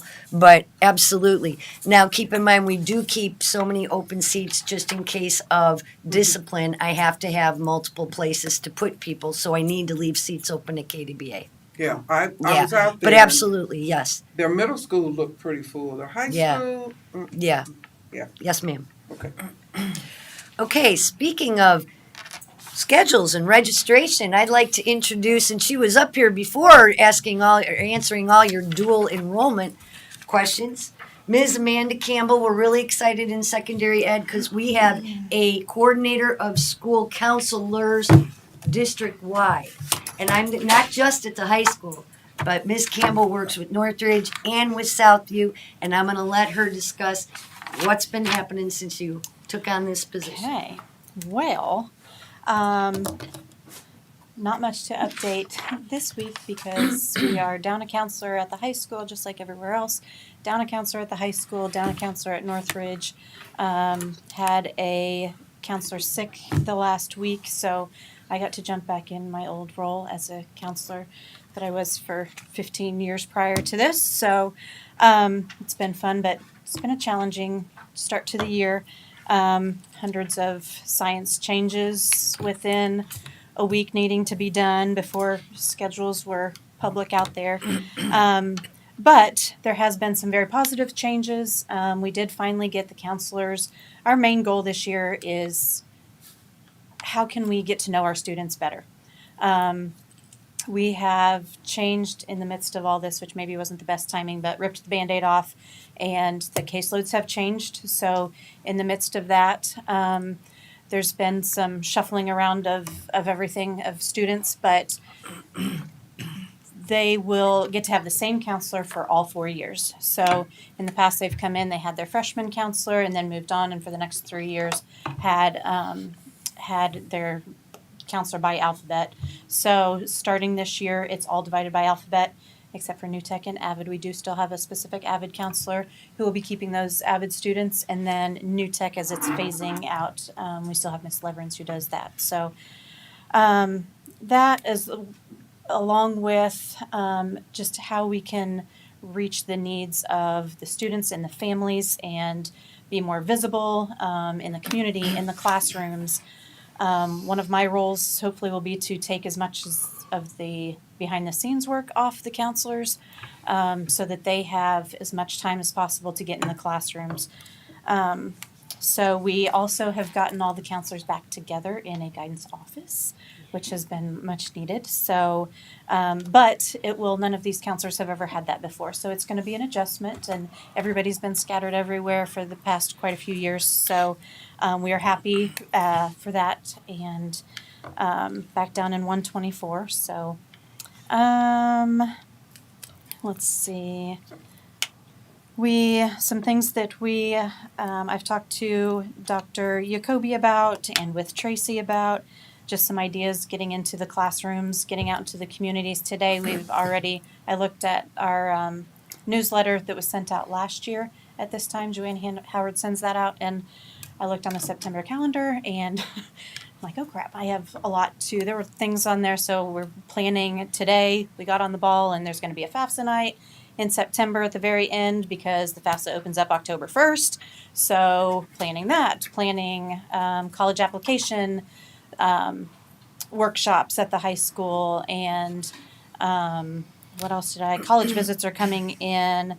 What else was there? So a whole slew of things that we're planning quickly. So I don't know what questions do you have? For the past couple weeks, it's just been turn and burn and changing schedules, and so Well, hopefully once this next week we get through this, and then the real fun can start. And I know that, and as a former counselor, at the beginning of the year, it's madhouse. And It when you is. have a counselor that leaves within days of when you start, and then you have, if you're helping out at Northridge, and they are down a counselor, and my understanding is Southview's counselor is new. brand new. So Northridge counselor was helping Southview's counselor Yes. get everything together. So I think it's a concerted effort to try to, and there's been community complaints about the guidance office. And I'm hoping that with you in that position, that we will see the difference. And I know I've got the calls just like other parents, other board members have about schedules, about the science. And, you have to ask people to just be patient because there is a lot to do. And there is a lot to get done because there were a lot of changes at the last minute. I will say that we will be very supportive to do what we can. Now, the FAFSA thing's coming up pretty quick. And one of the things I would like to say is, and I know you took some outside last year, maybe a suggestion is that we can get someone out to some of the churches to inform parents about what this fast is, especially for first-time parents that have never had a child to go to college. They won't know what FAFSA is. I don't care how many things you send home. So something like that might help. And I know that there's a lot of community things that are coming up that we might be able to get some information out. Because I know that is a requirement, and that's one of the things. Every student will not go to college. Correct. And that's something I want people, we can't browbeat kids into saying, I want to go to college, just because you think that's what's supposed to happen. Everybody's not going to college, but everybody has to do a FAFSA. Yep. And see, and I think that's what parents don't understand. Sure. And so I think those types of things we need to make sure that they know. They may not go to college, but unfortunately that's the state requirement now. So hang in there. Thank you. So I would like to know some of the things that I think have been like historical issues that I've heard. So I'm kind of curious what strategies you're intending to put in place, or maybe some of your counselors have brought to you. One is, do you have any plans for like prep classes for students who want to take the ACT, the SAT, those kinds of things? Something that can actually help them to score better on those tests so that they can get more scholarships and whatnot. Sure. Which we've always had the Principal Scholars Program through the U of I. So what I'm talking about is a prep class for the SAT. I know that in the suburbs, that's just it's actually a course in for the juniors. We don't offer that. We have tried that in the past. It has been for the last at least 3-4 years. When I became principal, we immediately started working with the U of I and the Principal Scholar Program. And even during COVID, we had ACT prep classes. They were all online and done through the U of I. They hire the tutors that prepare the students, and we've been doing that for the last 4 years. Awesome. So the students are prepared. They're aware of that. Not only was it made available to juniors, but also to sophomore students. Terrific. They could participate in that, and we've been doing that the last 2 years where we've included the sophomores. But the last 4 years, and counting this year, we will have those classes again and they back it up to right before the students get ready to take the AC test, so that they're very familiar with the information, and they go over everything with them, like what they, what their PSAT score was and what they need to bump themselves up in order to meet or exceed. Are these classes that are held at the high school? Are they held online? Are they after school, I'm assuming? Usually At the high school. They were online last year.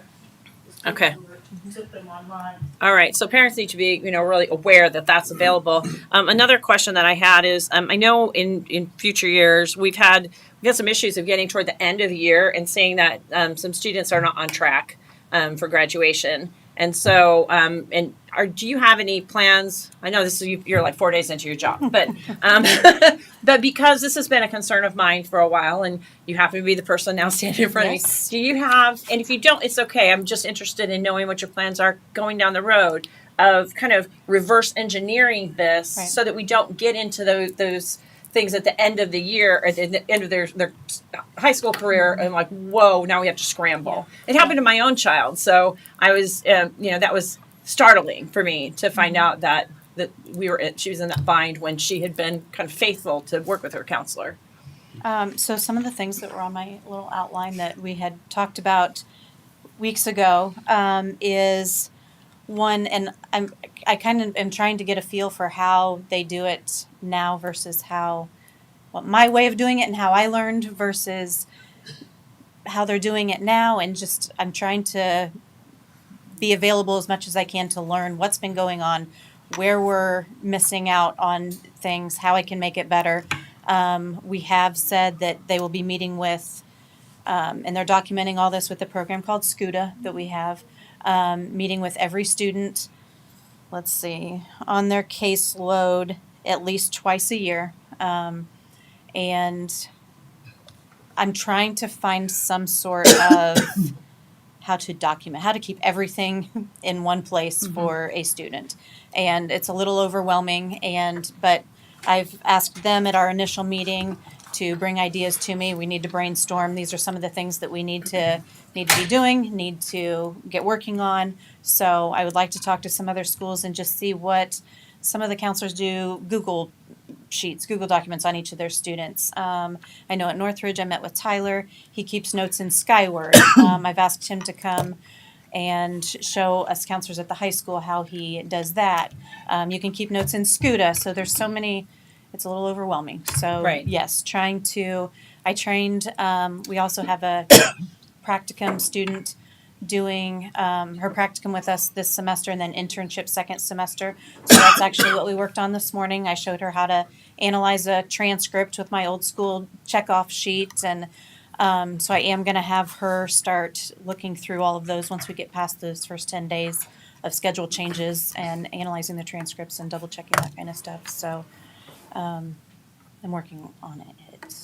And I guess the third thing would be, especially if you are going to be meeting with those students twice a year, at least twice a year, hopefully more, that they would be that your counseling department would be able to really look at where they're going after with a long view to make sure that if they're going into the trades, that they are able to even help get a mentorship with someone, or if they want to go into music performance, find out what the schools where they want to go to, what kind of prerequisites that they need, because we've had kids that are getting sent out into college they don't have the prerequisites, where if someone had just helped them look through that, that would be very, very helpful. And I think it would be a huge support. I think we do great in some areas, and then in others we've got our work cut out for us. And so a system is going to be really great putting that together. I also want some place to document all of that, like when you met with that student, to document, and I want them to be specific. I met with a student and encouraged them to take a second year of foreign language, or encouraged them to, they said they wanted to go on to school. They refused.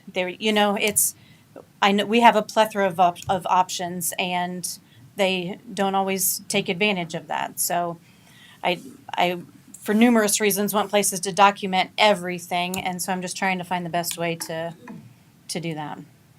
So it sounds like you would be helpful if you were able to synthesize all this information in one area, if that's Yeah. the right word, and then it just kind of be a job requirement. And be able to pull it from Right. somewhere. So when the And- scholarships come, Yeah. anybody who's going into business, we can pull that, and so just yes, Yeah. there's got to be. Okay, we do something that other there, places so. too in the district, so it'd be really helpful. So you got, thank you for that's a great mission.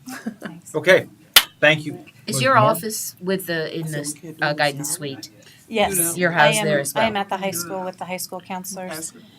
And I haven't made it down to Tyler as much as I should have. I came down a couple times last week and met with him in the practicum internship, and have yet to make it to Southview, but now that we're Ted, we have a getting question. there. Ms. Carey? Well, I asked, why couldn't we do it in Skyward? Amanda, we did, and Darlene, you will chime in on this. We did what we call an individual career plan. We met with every freshman and outlined 4 years. Mm-hmm. And it could go in the freshman year somewhere. We didn't have Skyward, but No, we were. but we do. We would old paper. We do some of that. We have so Zello is what we use now, and that is a part of Zello. It was career cruising, so which is how they register now, and they can make a 4-year plan, and there's a lot more that we can do with that as well. So Update credits so that at the end of the year, you know what credits were completed. And it links to going into Skyward. the next year. Then Yeah. But that can also be done in Skyward too. Mhm. And I don't think they're gonna complete that. We've been working on that process for 2 years. And I think and then the district is going to Q. So once that rolls over, hopefully those things will be in place because it has to be set up properly in order for the counselors to be able to utilize that. But that can hold all their information Yeah, into. in one place. Right, from ninth grade all the way to senior, and every course that they've taken and the courses that they'll need to take, depending on what they wanna major in, once they get to college, or if they choose to do that, or if they choose. career. Technical school. Right. So if we put it in Skyward now, it won't roll over when we do Q? Oh, yeah. Yes, everything that we do is shown. Okay, so we challenge all. I've got it written down here, so I'll do that, but, some of there's a lot more options when we roll over this year. So there's a lot more, we've noticed, where we found out that there's a lot more things that we can do inside of Q that we cannot do in Skyward. So when we do that rollover, there's probably gonna be a lot more options. But in the interim, we can put that information into Skyward. Yes, it's supposed to all. Is Skyward and Q the same thing? I'm just asking. It's the updated. Okay. Okay, we can get these things worked out outside of our meeting. And you're on it. So let's move on. Yeah. Okay? I'm done. Thank you. Any other questions? Any other questions? I just encourage all of you, if you You have have another question? questions, concerns, something, Another question? call the counselors directly. Talk to them. Give us specific examples of what you're seeing, specific students. Just come to us. We will. Please. Thank you. Thank you. Thank you. I do have one more request, Amanda. Yes. I need to know early who is the contact on scholarship, because my organization starts kicking in our It's still Aaron scholarship things Leverns. early, and we need to Right know now. who's our contact person. Still Aaron So I'll Leverns. call you. Okay. That's what to do. Okay, thank you. I'm gonna rough it. Next. Good evening, Board of Education, Dr. Oh, you Geddes. back? Again, yes. John Hart, Assistant Superintendent of Elementary Schools, and I'm also over transportation for the district. I would like to start by saying it gives me no pleasure to bring this item to you tonight. Transportation has been difficult this year at best. Started out actually at summer school. Routing was difficult, and we do have a new area director. What's his title? Craig's location manager. So he's been in place since COVID. So not a lot of experience with routing students. However, we did go to an electronic platform So it's a relational database, and it was supposed to be helpful. It's been very difficult. It's probably occupied 8-9 hours of my day for probably the last 3 weeks, as it has for students as well. I will give them credit. They do pick up the phone. There are 3 people that I deal directly with, and that's Craig in Danville, and then Nick Soria is over the area, and then this is Chris Coyle, and he's the area general manager. But we've had difficulties with late buses, many. If you haven't heard of late buses while you're in the community, I would be surprised. This is not what I want to be Facebook famous for. And unfortunately, that's kind of where we are, to be quite honest with you. It's been difficult.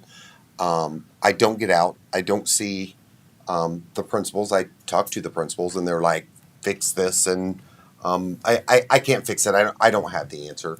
I sit with Dr. Jacoby. I sit with Annette. I sit with Cheryl Brummett. We meet with First Student at least daily, pretty much on some sort of either a Zoom meeting, what have you, but I'm on the phone probably, 20, 25 times a day with the bus garage specifically, and that's not including our employees. So we've had late buses, we've had routing errors, we've had students that have been dropped off at some dangerous crossings, have been very concerned.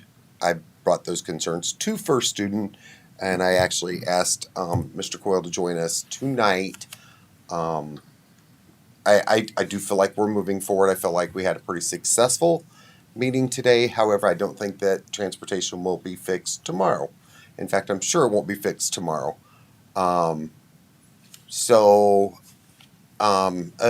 that we've done to prevent some of these things, we're not just letting these things happen. Is one thing that I do want to make sure that everyone's aware of. Number one, the teachers, the staff, the TAs, whoever, they have been phenomenal. The first day, I'm like, this was 30 minutes before we dismissed, and I called them, I'm like, you have to put people on buses. I can't have kids getting off, 5-year-olds, pre-K, whatever, and I'm not sure that they're, where they're going or that they've made it home. So our staff has been phenomenal, and some of the older kids know where they're going now, but we still have staff that they insist on still riding the bus. They want to make sure that the kids get home safe. So I do want to make sure that that's the message that you hear, that yes, there are problems, but we are definitely dealing with those as a district. I deal with those with First Student. We've had a good relationship in the past. I was a little fearful. I will tell you that in the summer I was fearful that routing would become a problem. I communicated that with First Student, and routing is a problem. So hopefully some of the, I feel like we have a pretty solid plan as of today, but again, it's not going to happen overnight. Know that we are doing the best that we can to get our kids home safe. I appreciate the administration as well. But again, we have buses that are coming late. Miss Brooks was, and she could have been home for an hour, and she was waiting on a bus to show up to pick up her last group of kids, which of course it always has to end up being special education. It's never an easy group. It's pre-K, that we've had some trouble with. And again, I feel like it's, we pay a lot of money for transportation. We went out for bid, and I believe it's fair that the real situation that we're in. Questions for me? No. Or for Mr. Coyle? Mr. Ford. Mr. Coyle? Good evening. Good evening. I'm a pre-K grandmother, and I'm very upset. First of all, the bus didn't pick them up in the morning.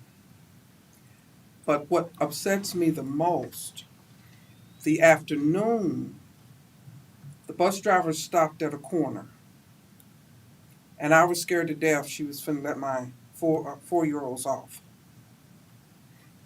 I'm at the end of my driveway waving. She turned the corner. She went to the wrong house. Now I'm standing here waiting. But what upset me more, she never asked me for ID. She never asked me my name.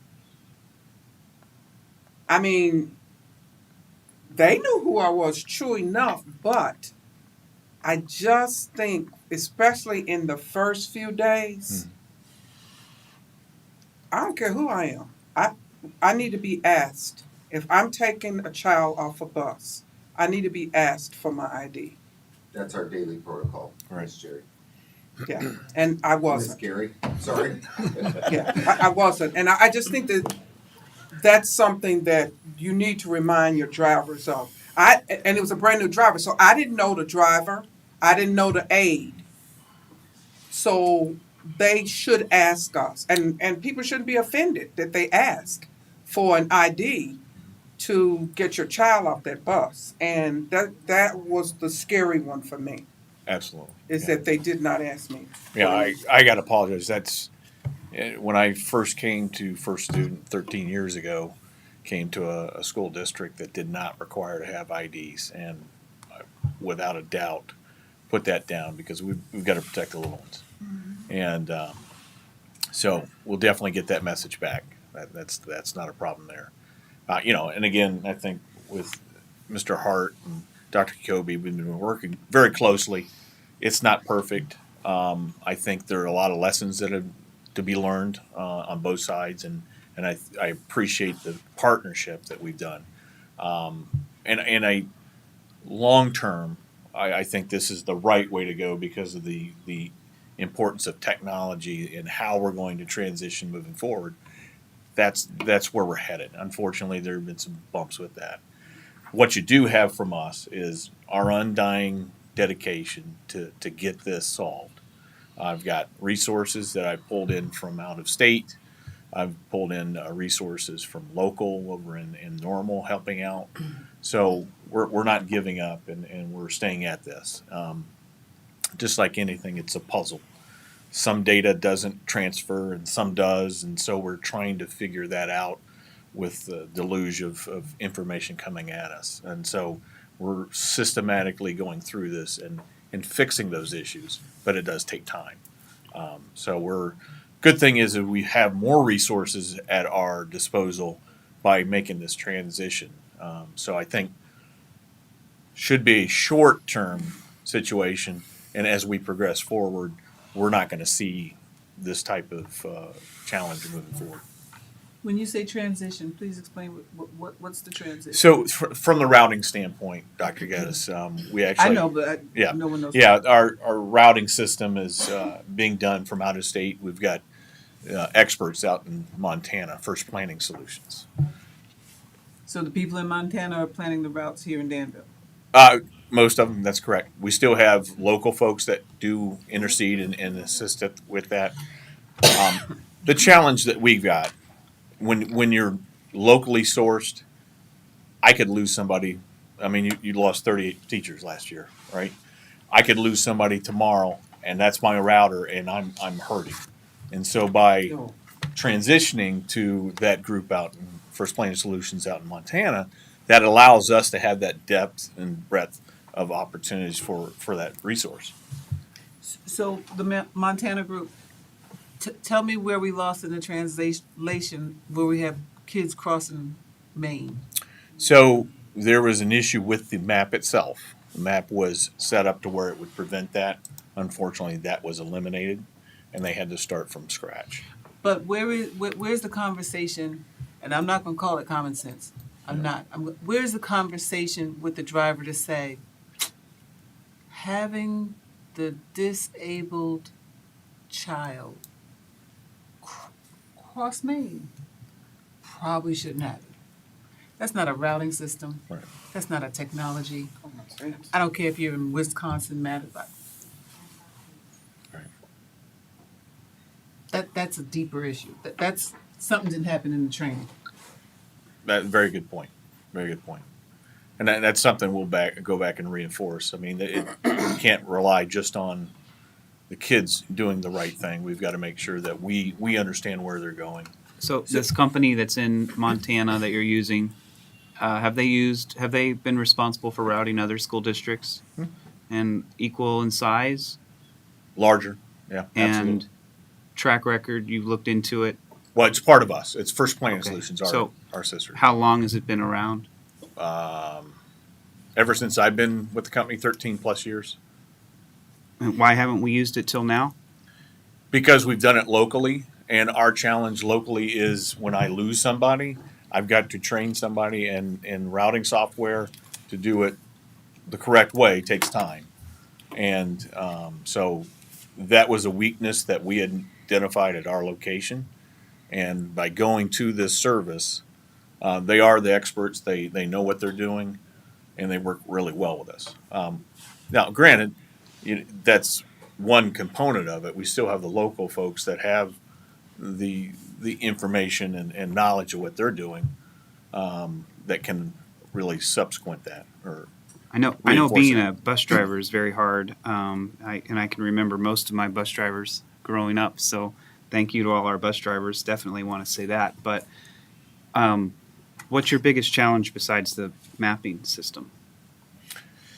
I think right now is just getting that caught up to the point of getting the timing of the buses, getting those set up properly. We're going to have to make some adjustments. Just like anything is, we get new students in, stops are going to have to be adjusted. And there was no way to anticipate that you were going to have this problem?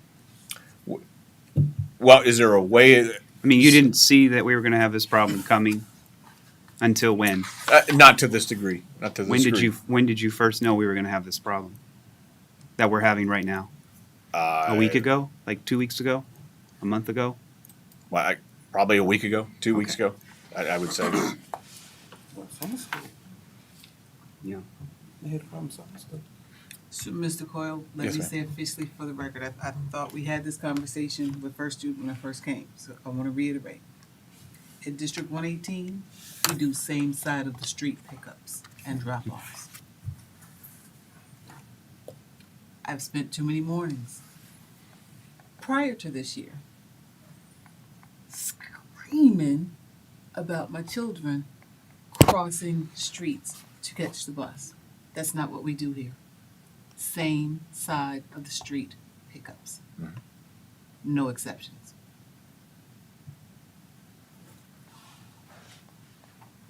I'm not sure about the, like the preschoolers, the bus drivers, the monitors, do they have the names of the students on the bus and their guardian?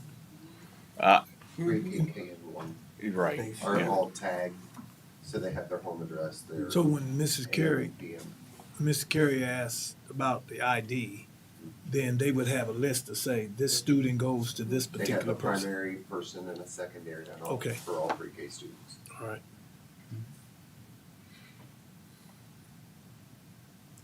What percentage or how many drivers are brand new?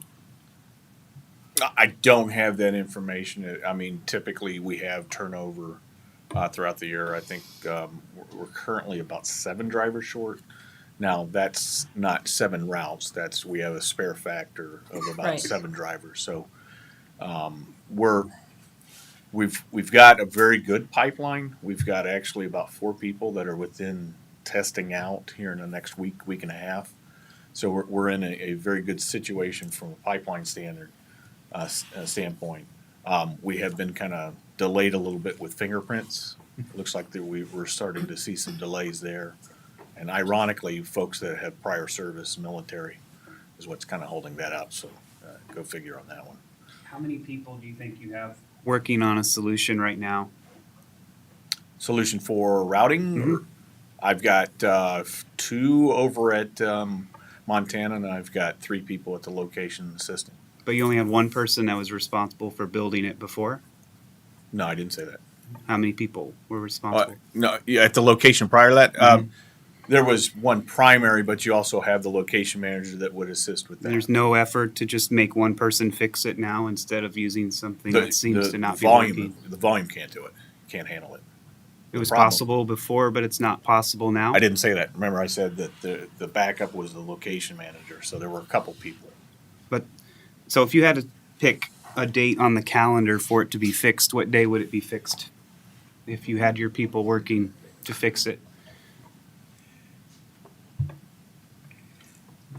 The routing issue. Well, understood. And but we're also getting new students in at the same time. Mm-hmm. So typically, in a normal startup, up through Labor Day is the time frame where you start to see that kind of trail off.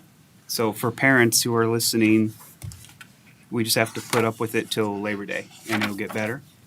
Well, some of I mean, as we add new students, like every new folks that have got in late or something like that are delayed basically a week, if whatever the point that they sign in. Okay. So I think from the standpoint of the major safety issues, those are going to be handled. We're working on those expeditiously. Do you think you're going to give your bus drivers a license to not follow the software when it does what Dr. Geddes just said? So that they actually have permission to drop off on the right side of the road? Or are they going to have to follow a Well, computer? we're working on that right now. And so our route sheets are going to be updated over the next week. So that for Monday, they should have updated. So those issues should be corrected off the paper. Okay. But like Dr. Geddes said, there's also a component of common sense. We need to make sure that enters in.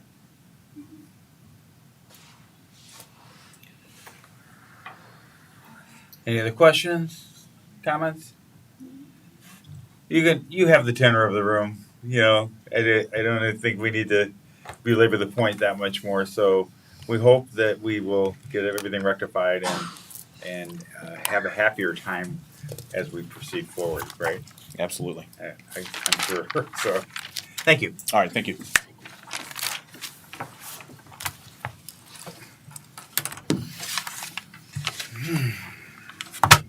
Okay.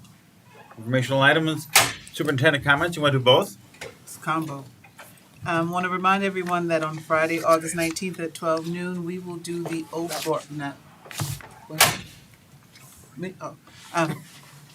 we will have the opening of the Cannon capsule.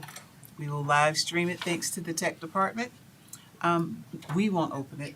The Vermilion County Museum staff will open it. Has been delivered. It is in their possession. And we will live stream it for everyone. At the museum. We will be at the museum. Yes. I should have started by saying, welcome back, everyone. That's what I meant to say. Kelly Truex, congratulations to you. You received the award of meritorious service for school administrators from the state superintendent, Dr. Carmen Ayala. Any money in that? No money. They wouldn't give, we couldn't even all go because they would, Mary Ellen Button and Ms. Rankin went, yeah, and Mr. Truex.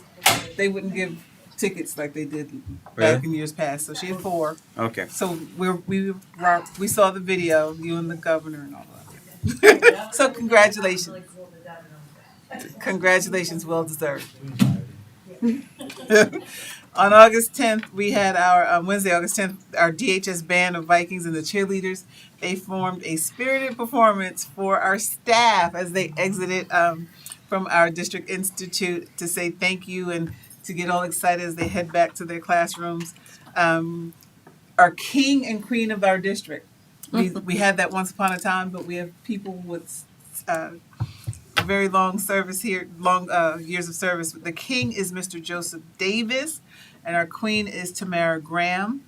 They have respected. Mr. Davis has 39 years of service, and Miss Graham has 44 years of service to District 118. Impressive. We had other staff celebrated for meeting milestones at 5 years, 10, 15, 25, 30, 35. And yes, Miss Cherry, I realized because of the COVID pandemic, we missed celebrating those people who, we were in COVID, so we didn't celebrate 30 years, but now you're 32, and we don't celebrate again to 35, and she's not happy with us. We will work. We'll clap for her now there. Before this year is out, we will fix it. We will go back and get everybody that we missed in the pandemic, during the pandemic. who had the milestones, we will fix it. So thank you to our staff and our graduates who submitted the videos. That was probably the best part of the whole day. The opportunity for them to say thank you for all that our staff had poured into them and to say, hey, this is where I am now. I really appreciate you. The team, Dr. Jacoby, Meb, Mary Ellen Button, Kim, and that crew who put that together. And great job. Phenomenal job, y'all. Phenomenal job. And congratulations to Chucky Robinson, who was a DHS graduate, class of 2013, was the catcher for the Cincinnati Reds for the Field of Dreams game on Thursday, August 11th. We are so proud of you, one of our own. But they didn't win. Okay, we don't have to say that. But they played. Doesn't matter. Can we just stay like this? Show. That's like a big deal. Right. That's what I have. Thank you. Okay, board comments, start to the right, go to the left. I just want to welcome all the students and teachers back. We've been here a long time, so I won't say anything else. I'll save it for next time. And again, all the support staff and yes, bus drivers too. I know you're doing hard work. Thank you. Again, I ditto that. Welcome back and so glad to see you. I too would like to give kudos to Ms. Cherry for her idea of doing those videos. I'd also like to say that since they've done them, there's been a number of other graduates that wanted to know if they were going to open that back up because they missed the deadline and they wanted to put their little video out there. So I did pass the message on to Ms. Cherry that that it was such a great thing that people are asking about it.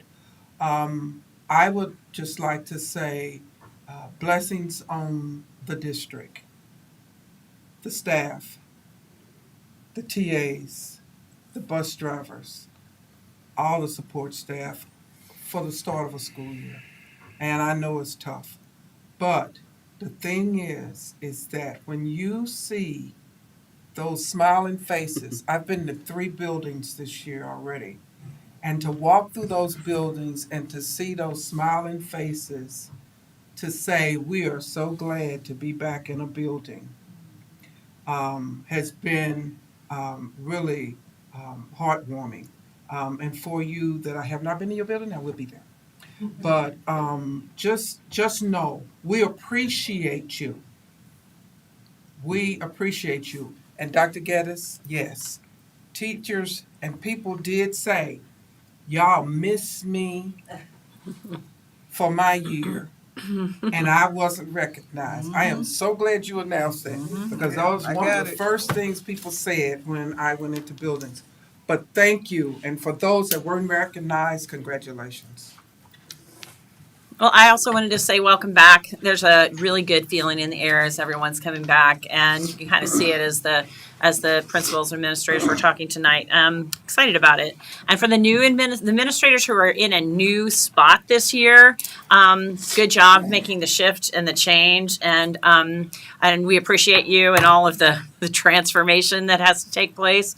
We appreciate your learning curve and your willingness to do what we need you to do. And also wanted to speak to some of the hard choices that had to get made, like losing some of the temporarily the AP science programs and the Project Lead the Way for the moment. Mrs. Button, I know that I'm sure that's breaking your heart, and I can kind of see it when you're up there. When we don't have the teachers, we just do have to make some of the hard choices, and it just stinks. And but I just applaud the district for making sure that our core curriculum is taken care of first by certified teachers. It's really, really important, and it's no fun to make the hard choices. But we've done it, and we keep moving forward as the district, and I'm proud of that. 2 more things real quick. One, I just wanted to say to Mr. Brandy, who's here with us all the time, frequent visitor here, congratulations on your marriage. You just got married. Yeah.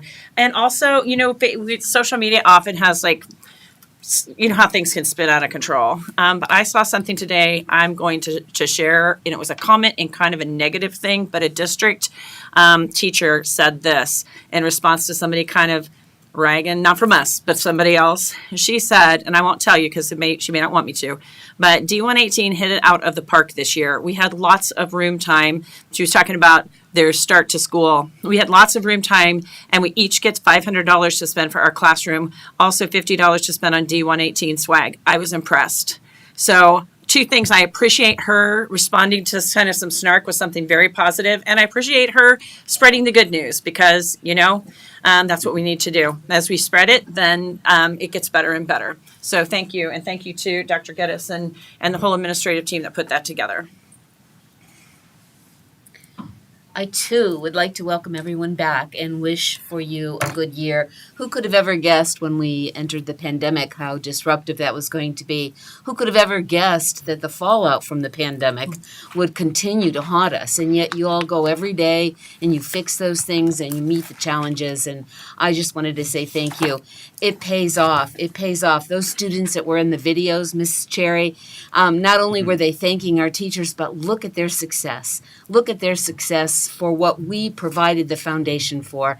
And I challenge this board, administration, to continue to keep that bar high, even with the challenges with teachers. I think we can do it. I think that should be our goal.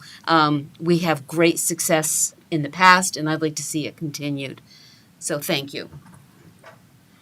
I would like to also welcome all of the staff back. I'm just really grateful to what you've already done just at the startup of this year. I would like to also encourage all of you that last Friday I had asked a lot of the pastors to offer prayer at their churches, and they opened them up, and we were praying not just for the students, but for all the departments, everyone. And I'm also saying that we will continue this year to encourage pastors and parents and everyone that believes in prayer, that we will continue to pray for us as a district and all the other private schools, whatever's around and around this nation, because we've been very blessed and very fortunate that we haven't had a major incident. And I would just encourage all of us to continue to know that prayer is something also that we can incorporate in our personal lives, as we not just at Liberty at the school buildings, but our churches are always available for prayer, and the community will continue to pray this year. And that's my prayer, for all of us to be safe, all of you in every department, parents, grandparents, teachers, administrators, on and on and on, everybody. So again, we will continue to pray for a successful school year.